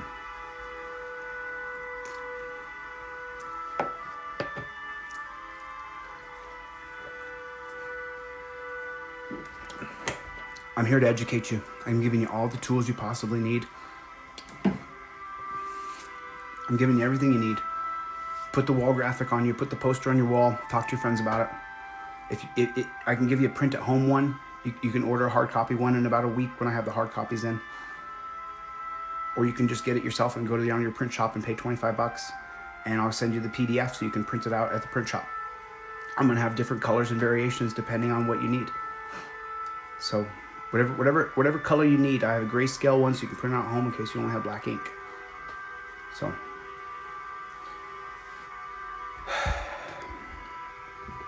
it's on deletelaws.com. You can go to deletelaws.com and then you go to, if you want to buy one, you go to shop and you can buy it. And I do appreciate that. But if you don't want to buy it, that's okay too. Just go to contact us and then go to put your information in and push enter on your laptop or desktop. All of my downloads will come up for free. And I have a new poster coming out, so I don't know if this one is in there because this isn't even the final iteration. But once I have your email address, you're going to get just inundated with information from me. I mean, I don't email you constantly, but I definitely update you on shit that I get because you have to learn more shit. You have to learn this shit. That's why I have it on my website for free. It doesn't matter to me. Enough people buy it that I can buy gas and I'll be fine. I'll be just fine. Remember, you know, I just bought a van. I just bought a van and I put a little heavy styrofoam roll in the back of it, and I got my windows tinted, and I'm gonna get a camera system so that I can always film around my car and see what's happening, so that if I have to deal with someone who's or people, or you know, law enforcement. How do you feel when the police pull in behind you? How do you feel when the police pull in behind you and you're driving down the road? How do you feel? What's the first action you have inside of your chest when the cops pull in behind you? If you're driving down the road right now and you're listening and your phone's on the side, and right now as your phone's on the side and you're listening to this guy talk on TikTok and a cop pulls in behind you, what happens to your stomach? How come that happens? How come that happens? Why does that happen? Why do you get scared? Why do you feel nervous when that cop pulls in behind you? And then let me ask you a little deeper question. Are you ready for a deeper question? Does the cop know when he pulls in behind you what you're going through?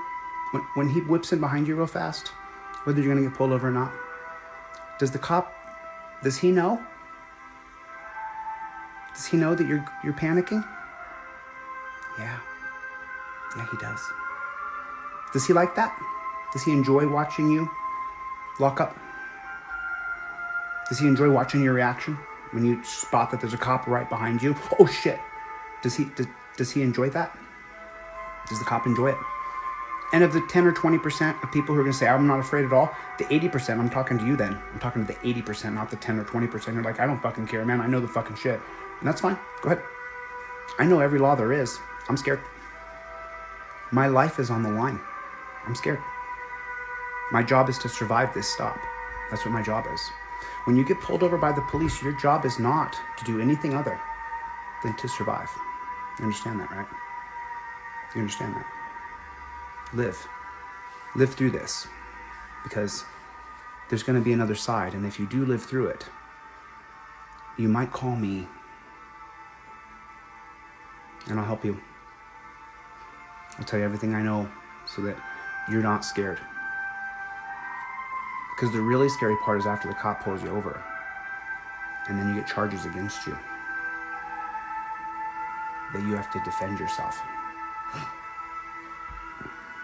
And the state has unlimited resources, and they'll do anything to get you to plead guilty. Anything. You will plead guilty to something.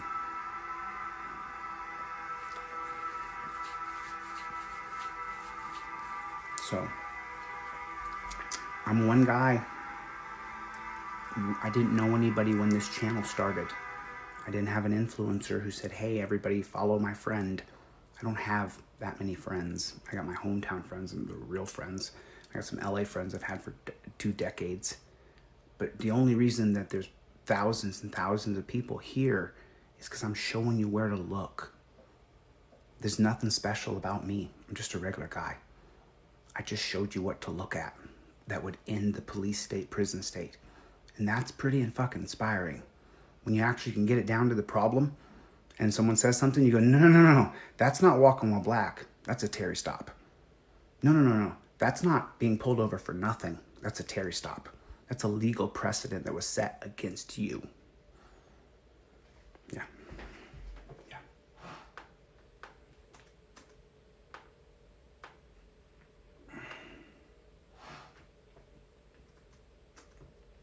I love the Native American music. I listen to this, I got this, I do a lot of videos and stuff on YouTube. If you guys have not been to my YouTube page, you need to go and digest. You need to go to my YouTube and digest and just start to consume. Just start to consume that material on my YouTube page. Just start with Overturned Terry parts 1, 2, and 3 and just consume the data. Just suck it in. And then when someone says something, you can go, wait a minute. That's not true. We had a right to be free here. There's no such thing as reasonable suspicion. That's bullshit. Reasonable suspicion is made up shit in 1968. Reasonable articulable suspicion, you can take that and shove it up your nose. There's no such thing. It's a construct of institutional racism so that cops can grab black people in the civil rights era. I'm telling you guys, go to my YouTube page and digest and learn the shit I know so you can ask me questions while I'm still here. For all we know, I get in that van on Monday and it rolls over. We don't know. Life is fragile. Get the information while we're together so you can ask the questions that need to be asked, because the elitists won't tell you this. The elitists will not tell you this. Oliver Wendell Holmes, who's on the graphic, they worship him. I did a deep dive on him. He's a piece of shit. Oliver Wendell Holmes is a piece of shit. He's worshipped in Ivy League schools. There's statues of the man. He was an abolitionist, but he was a piece of shit. So, I'm not worried about anything. I just want people to learn the information. I want them to understand the consequences of not having the knowledge is a police state, prison state, that you don't even know what the problem is. You literally did not know the problem, and now you do. And I made a video again earlier, or on my page, I said, what's really great for me is when someone comes back to me in 3 weeks, in 2 weeks, and they said, Chili, I watched every fucking, one girl named Amy, I told her to watch every video 3 days ago. She watched every video in 3 days, and she just got back to me today, and she said, holy fucking shit. I said, yeah. She said, I watched every video, I listened to every word, and she said, I cannot believe it's about that. And once you know what it's really about, it's about money and pharmaceuticals and the war on chemicals. And it's about you not mattering when there's someone on the other end to make a buck. I did not start off being an anti-capitalist. And now by the end of this, I am really starting to feel myself just push away from capitalism. When you know what, Amy came back to me and she said, Chili, she asked me one question. She said, is it really about just this? I said, yeah. It's about someone making money off of us and about you being the guinea pig for their chemicals. It's really what it's about. And when you know that, like I know it, it is fucking heartbreaking. It's about chemicals and them being in charge of the chemicals, and you have to pay for them. It's a big pharma, and they own us with the fossil fuel industry. Capitalism sucks. You guys may think it was the greatest thing ever because you just don't know. You have to watch the videos I produced. Watch the Standard Oil lecture. It's 3 hours long. It's 3 hours long. I break down what capitalism actually is and where it comes from. So, my accounts are shadow banned. I don't know which account this is. This is Chili Di Castro. I bet you guys can't find Chili Di Castro 1984. I'll bet right now if you guys try to find my account, you can't find my other account that has 75,000 followers on it. You cannot find my other account. Look it up. Chili Di Castro 1984. Someone go look and see if you have the exact same spelling of my name plus 1984. I'll bet you can't find it. And it's spooky. It's fucking spooky. And this happens every day. There's every day someone gets back to me and says, Chili, I can't find your account. Or I was removed as a follower. I'm like, are you kidding me? It happens every day. Someone tells me, I used to follow you and I'm not following you anymore. Every day. You can't find my other account that has 75,000 followers. So I'm not being melodramatic. It's fucking real. I have no idea what's going on, but it is strange. One time, I was on a live and all of a sudden, it was like almost like the bug broke or something. There was this high pitch boo coming through the phone. It would not stop. You got it? You got it, Jason? Yes. Check out the video I made. I made a video earlier today. My friend, I had him, I said, show me. I said, show me. Thank you, I appreciate it, man. Thank you. I did it so you would learn it, right? Initially, you know, I didn't understand how important putting the data out was. The same data, the police commissions. When you read the police commissions, ooh, your brother might be a cop. You don't know what he really did.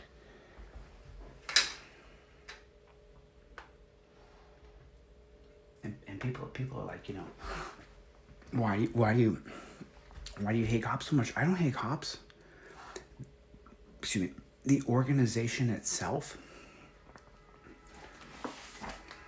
When you read the Mullen Commission, the organization itself, it turns you tyrannical. And I don't want to get into reading this again because it's getting late and stuff, but I believe it's here. And then let me just read this one part to you. It says, what's the impact of corruption on honest cops? It hurts them. It disheartens them. It makes them not want to go to work. Do you believe that it endangers their safety on our streets? Well, put it this way. I wouldn't want to run across one of those drug dealers who's ripped me off too many times.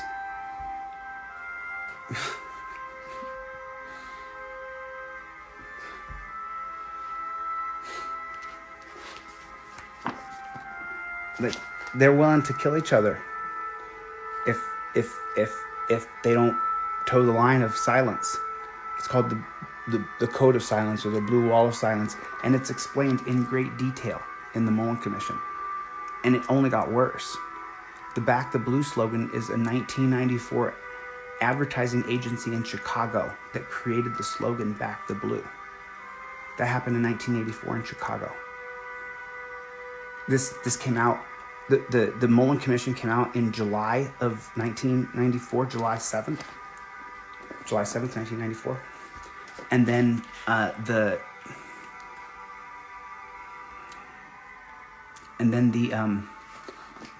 July 7th, 1994. And then the Mullen Commission. The Mullen Commission came out in July, and then the 1994 crime bill came out in October of 1994, the one that Joe Biden wrote and the one that Bill Clinton signed. And then what they did with the 94 crime bill is police had such a black eye from the Mullen Commission It was so bad. It was so bad in New York. It was so bad. Bratton was getting ran out. He ended up firing the guy who was the monitor within the police department. And then when this came out, they then hired an advertising agency in Chicago to create Back the Blue. It's an advertising campaign. Some of my family say it, and I tell them that you got sold an advertising campaign and you bought it. Nice slogan. But the truth is now that everybody's filming cops, we actually see what they do to people now.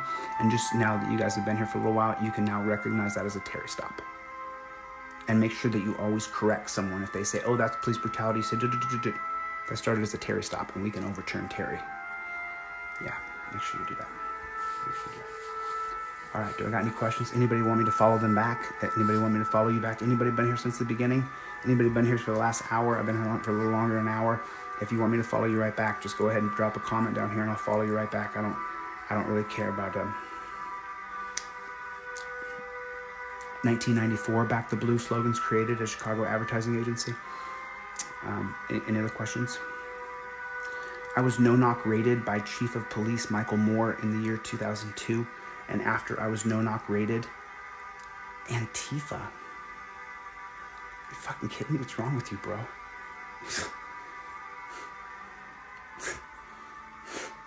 My Antifa? What the fuck is wrong with you, dude? Are you mentally deranged? Do you think I don't want rule of law? You think I want my mother not to be able to walk to the store without rule of law? You think without a speed limit on the road that my mother couldn't get ran down by someone doing 90 in a 25-mile-an-hour zone? That's the difference between rule of law and no rule of law. So when you're going to say the word Antifa, what you're actually talking about is an anti-fascist. That's what an Antifa is. Do you even know what the terminology means? Do you know where the spawn of anti-fascist comes from? Anybody? Do you know where the spawn of anti-fascist comes from? Okay, where does it come from, Joe? I mean, you got the floor, bud. I try not to get into the comments, because once I get into the comments, what happens is I'll take the mind that I have, right? And I want to get into somebody or something where they said something that is just ridiculously silly, like asking me if I'm Antifa. That's a ridiculous thing to say. It's really disrespectful, but that's okay. It doesn't matter. People are not going to respect you just because you're a human being. You're not going to get the respect out of people that you think you should get just because you feel as though people should have a certain level of respect. You're going to get people who say things that they don't understand what they're saying because they haven't done the research to understand what the things mean that they're talking about. They're mostly listening to figureheads on talking shows that have a duopoly system to divide you, to make sure that you're being pushed against the other person so that you'll disagree with that person. And then you take a lot of men like myself who are antisocials. I'm a classic antisocial. And then they pin us against each other. That's why they'll ask you questions like, are you pro-life or pro-choice? Try to get you to pin your position down. Are you pro-vax or anti-vax? You have to be for or against. Let me tell you what I am. I'm pro-vaccination when people are ready to take it. I'm pro-vaccination because I'm Colombian. I've gone to Colombia. I've had to have my shots to go to Colombia. I was vaccinated as a child. I'm pro-vaccination when people are ready to be vaccinated and if they want to be vaccinated. Is that, whoa, you mean you're not anti-vax and you're not for the mandatory vax? No, I'm for neither one of those. That's what a duopoly does, though. It puts your state of mind in a yes or no state, this or that state. And because you were planted in a box and you can't see outside the box, you'll believe things like the way to fix someone if they do something wrong is to put them in a dungeon and punish them. Because that satisfies your mind for something someone's done wrong, and you believe that that's the proper way to punish someone. The truth is, when someone does something wrong, they don't have the mental capacity to figure out what they're doing is wrong. And then the second thing is, if they do have that capacity, then they're criminally insane and they're going to end up in an institution. And the criminally insane belong in an institution, which is about 2% of our prison population. 2% of our prison population is criminally insane. We have 2.5 million people in prisons. So, what was the Spanish Civil War question? If you want to talk about a history question, I'm more than willing to get involved in that. I don't want to get involved in the push back and forth with philosophies that I don't think people truly understand. So, Someone talked about the Spanish War, which I can talk about in great detail if I'm specific about what the question was on the Spanish War.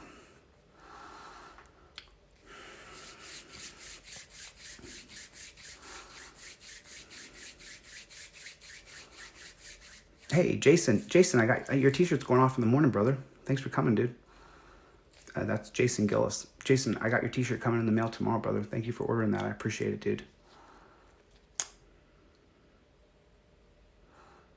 You watch my lives all the time, Shelly? My lives. You watch my lives all the time. You put lives. I know what you meant, Shelly. And the reason I know what she meant is because I added Shelly as a friend on the last live. I remember your name, Shelly. I remember seeing your face on there. I appreciate that. My buddy told me to, he said that there would be a pretty good audience on Friday nights in the middle of the night. And I typically never go on in the middle of the night, but I work. I don't ever stop working. But just so you guys know, I just finished chapter 3 of the Federalist Papers. I just finished chapter 3. I just finished Federalist number 3. So now I'm through 3 of the Federalists. I'm going to get all the way through the Federalist Papers in the next couple days. I'm going to finish reading those. And then as soon as I'm done with the... So, someone asked me earlier, what's my education? I really just started to read after I was no-knock rated. After I was no-knock rated, I just started to read the laws and find out how in the fuck people could no-knock raid my house when I have never created a victim. There's been no victim in my wake. I don't sleep very much. I just sleep very little. I sleep 3 or 4 hours a night. You guys understand, I'm being crowdsourced. So my brain is being crowdsourced to millions of people. I'm talking millions. It's incredible. And so I share my knowledge with, I said earlier, I talked to 3 mothers today who lost their kids. I talked to 3 different moms today on the phone who lost their children. So I'm getting an overwhelming amount of information, and all that information is making it so I just cannot get much sleep. I just can't go to sleep, and it's not going away. and I don't do drugs, so I do coffee once in a while, but I'm not into the drug thing. So yeah, make a chain, put it on blockchain, and plus I'm always fighting to keep my accounts on. Make sure you guys go to my other channel, Chili DeCastro 1984, and follow that other channel. Follow my other channel, and it's always band 1234 and Chili DeCastro 2021. Follow all those channels, because one day I just might not be on this channel anymore. I've had my channel suspended a couple times indefinitely, and they've given it back. So one time I thought my channel was gone, they gave it back.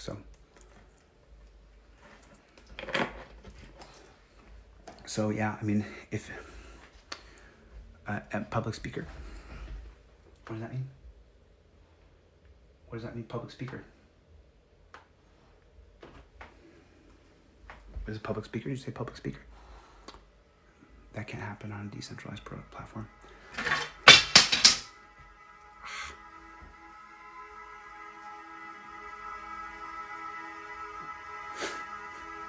You thought I was crazy, bro? I'm not crazy, dude. I just do a lot of research, man. I just read a lot of stuff. Which, by the way, I was just talking a second ago about Federalist Papers. Federalist 1 and Federalist 2 they're okay, but then Federalist number 3, I literally wanted to puke a couple times. If you read Federalist number 3, the Federalist Papers, it's by John Jay. It made me want to puke a couple times. A couple times as he was reading it along, I was like, yeah, have you read the 1852 novel by Harriet Beecher Stowe, Uncle Tom's Cabin? Have you read that book? Harriet Beecher Stowe's 1852 book of Uncle Tom's Cabin was the book that was the catalyst to get Northern men willing to fight and die for slavery, because it gives such an accurate account of exactly the atrocities and the horrors that it was like to be a slave in the South pre-13th Amendment in the 1852 book. And so also you're going to have in the same year, I believe it's the 1852 Nebraska-Kansas Act. Someone can fact check me on that. I know that's the 1852, it's just so late, so my brain's misfiring a little bit. But I'm pretty sure it was the 1852 Kansas-Nebraska Act, which is the same as the Slave Act. My brain's starting to fart, sorry guys. But I'm pretty sure, I'm 99% sure, I'm really super close. So what that does though is the after you pass the Fugitive Slave Act of 1850, boom, There it is. And then after that, 1852, Harriet Beecher Stowe's book comes out. And when that book comes out, that is the fucking game changer. And if you know what that book says, it will just fucking spin your head, man. I'll put it like this. I didn't finish it. I did not finish the book. I saw enough. I saw enough. I don't, I don't want to think about it, to be honest with you. So, yeah, I didn't get through the whole book. There's no point in me reading it. I got halfway through it, and I said, okay, I understand here. I understand that this was absolutely atrocious. If I want to see this or hear this, I'm going to just call a dead kid's mother, because that's what you're listening. That's what you're reading. It's really hard to read. But then when you do ingest it, you start to understand that this is the same book that was the catalyst for Northern men to go to war against Southern men. And by the way, we attacked the South after they attacked us. So, and I say us because I was on the traitor side. I would have been on the good guy side. I definitely would have fought against slavery. And so what happened is they said we're seceding from the Union. Just so you know, the 1862 Emancipation Proclamation is signed in January of 1862. And the Emancipation Proclamation is an executive order. It is not an act of Congress. And the reason why the 1862 Emancipation Proclamation even happens is because in the fourth quarter of 1861, the southern states begin to resign from the Union. And our entire way of life was set up to support slave states. Our entire congressional setup, based on senators being appointed, is based on the fact that the southern states wanted to be able to appoint the same equal amount of senators that the northern states had, even though they had a third of the population. That's why we have such a fucked up Senate system. That's why you have a Mitch McConnell in Kentucky who's as powerful or more powerful than the senators of California, New York, Illinois, or Texas. Do you see? It was set up in the name of white supremacy.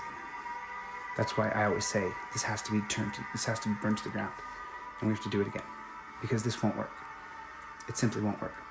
We can't have laws based on stare decisis, because stare decisis, via previous laws are based off of the law previous to it. As long as we have stare decisis, we will never be free.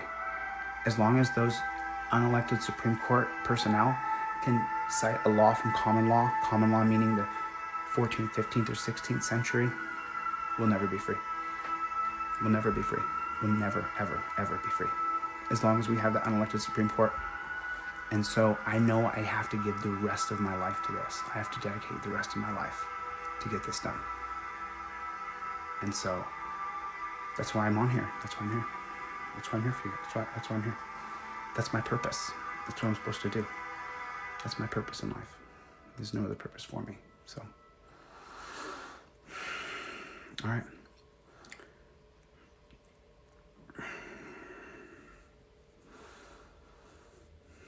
Hey, Jason, I'm so excited I'm sending you a t-shirt, man. Thanks for getting a t-shirt, dude. I really appreciate it. I'll have more t-shirts available in a couple weeks. I'm not going to have any for a while. I don't like packing and shipping t-shirts. You don't need a warrant, Fishful 57. No warrant is required for a warrant for knock or no knock. You don't need a warrant. Yeah, thanks, Caleb. I don't know what that's in response to. But Fishful from the 1963 case of Kerr versus California. I'll pop in here for you real quick. The Kerr versus California specifically dealt with warrants. This is what this was about, Kerr versus California in 1963. And that case specifically says that all the police need to do is knock and announce, and they can come running in the door. And if you guys have not seen my interview with the cop, Izzo, there's a video on my, one of my tag videos on either this counter 1984 is with Izzo. And it says, and he says, the Kerr ruling, because I asked him about it, knock and announce, the knock is like, knock, knock, knock, police, police, police, and then boom, and then kick through the door. Izzo told me that on a live interview. So it's on there. It's on there. It's on there. It's on there. All right. All right. Any more questions? I break out of here. I had a great time with you guys. Thanks for letting me brap. I appreciate you.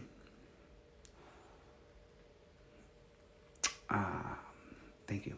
I appreciate you guys. Thanks for coming by my channel, and thank you for sharing this vision. And please infect as many people as you can. And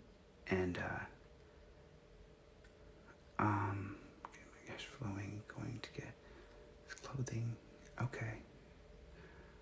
I always need design help. I always need design help. I always do. I always need help. I always need help in everything because there's one of me, and I have to research all the time and write all the time, and then I have to figure out ways to present the material to people that's going to be compelling. And so, it's a little late for me to get into the origins of Antifa, and plus it's going to give a lot of pushback, and it's going to buy into a duopolistic system. Antifa is either for or against fascism. So that means you have to be pro-fascism. So the hierarchy. Okay, so there's two things, and and I'm going to give a very, very brief synopsis to Antifa to understand what that is. Okay, so within every organization, there are two parts of an organization that are critical to be there, and there is the organizational structure itself, and then there are the people who attach to that structure. And so the structure is always going to have a right-leaning apparatus. In other words, you don't really have the same structure. It's always right-leaning, the structure itself is, because there's rigid points to a structure, meaning law. You can't have a structure without rigid points. You can't have a building, you can't have a house, you can't have a relationship.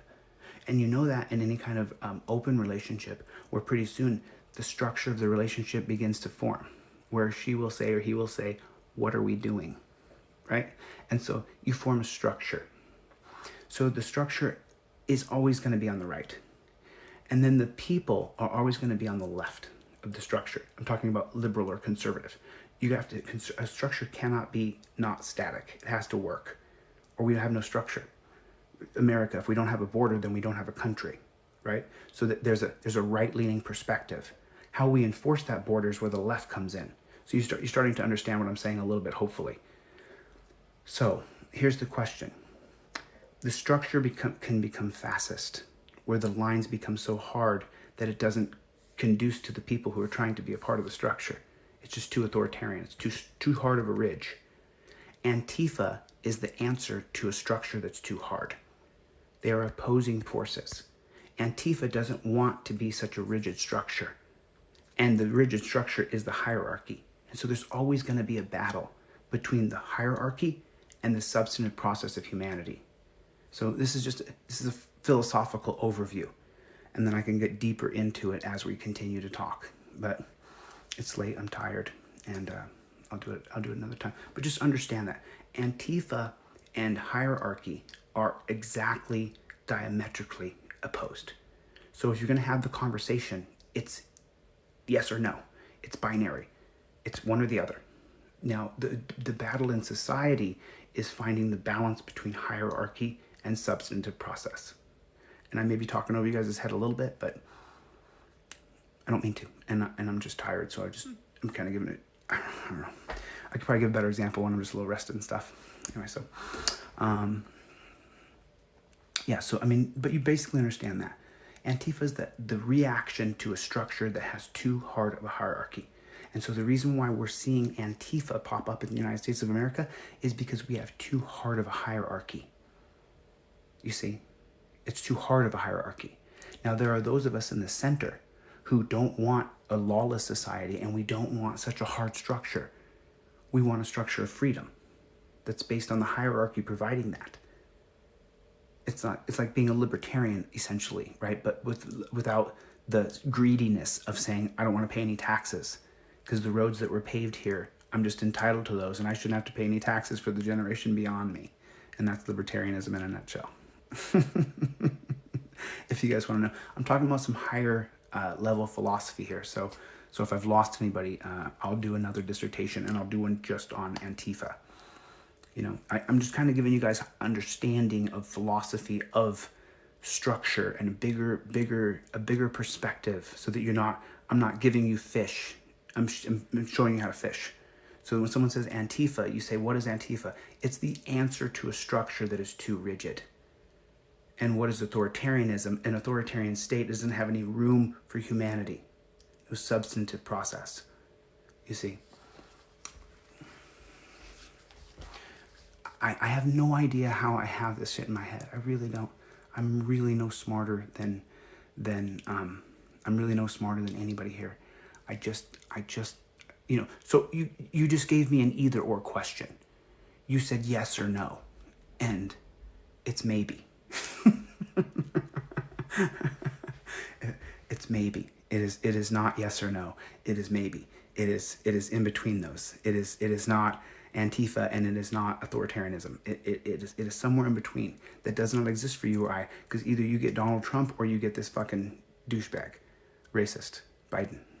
Oh, you guys think Trump is racist? Go to my YouTube page and watch Absolute Power Corrupts Absolutely. Trump's not even in it, but Joe Biden is. And I have no respect for Trump. So I'm just keeping it real. All right, before this gets suspended, I hope I can keep this and we can launch it on YouTube. So I'm grateful for you guys coming by, and thank you for you guys for the support. I'm not going to get any more history. Actually, if you want, I'll tell you what, instead of me answering the 1871, you go ahead and look into the 1866 Civil Rights Act and then explain to me the difference between the 1866 Civil Rights Act and the 1965, 1964, and 1968 Civil Rights Act. Take the 66 Civil Rights Act, the 1866 Civil Rights Act, and give me any kind of comparative analysis to the 1964 Civil Rights Act, 1965 Civil Rights Act, or the 1968 Housing Act. And you will find that I'm not going to give you the answer. I'm not going to give you the answer. I'm not going to give you the answer. I will have you do the comparative analysis, though, to the 1866 Civil Rights Act, to any other Civil Rights Act, or a combination of Civil Rights Acts. And then you get conceptual analysis.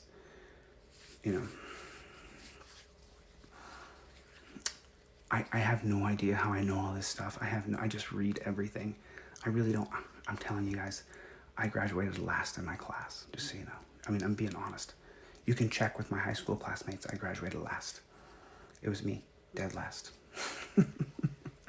But when you get into things that you care about and you have the passion for them, I think that when the passion meets the ability to understand it, then all of a sudden,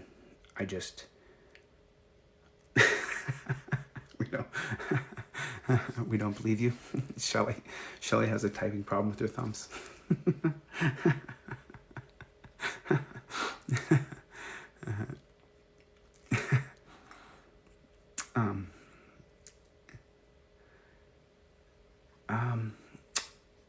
There's so many ideas here. Yeah, I know a lot of this because, no, I'm Christine Ann. If it is true you were bored, no, I'm not bored. I don't know. Maybe I don't understand the question though, Christine Ann. Maybe I don't understand the question. So.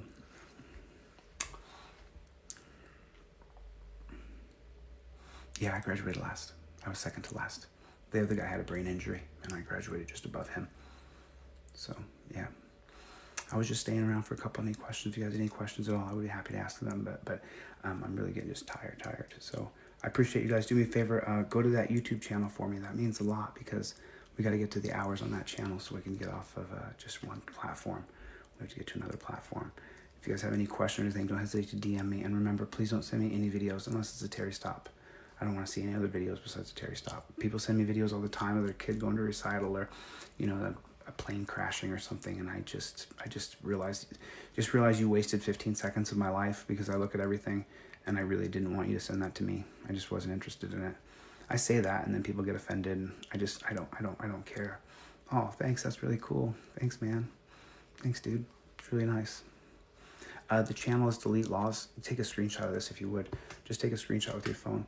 And that's also where you get the free downloads too. If you guys don't buy them, you go there and get the free downloads on Delete Laws. And even if you do buy anything, you still get the downloads. Make sure you get the downloads so I don't have to send them to you. Even if you guys buy a t-shirt or even if you guys buy a wall graphic or an ebook, and I appreciate it, make sure you go to the back door and get the free downloads too. Because when you even if you buy the wall graphic, you don't get all the free downloads. You actually have to go in and put your information in and push enter on your desktop or your laptop. It won't work on your phone. Just take a note of that. Take a screenshot of that. And you get all those free downloads, man. It's fucking awesome. It's years of research, and I put it in one package.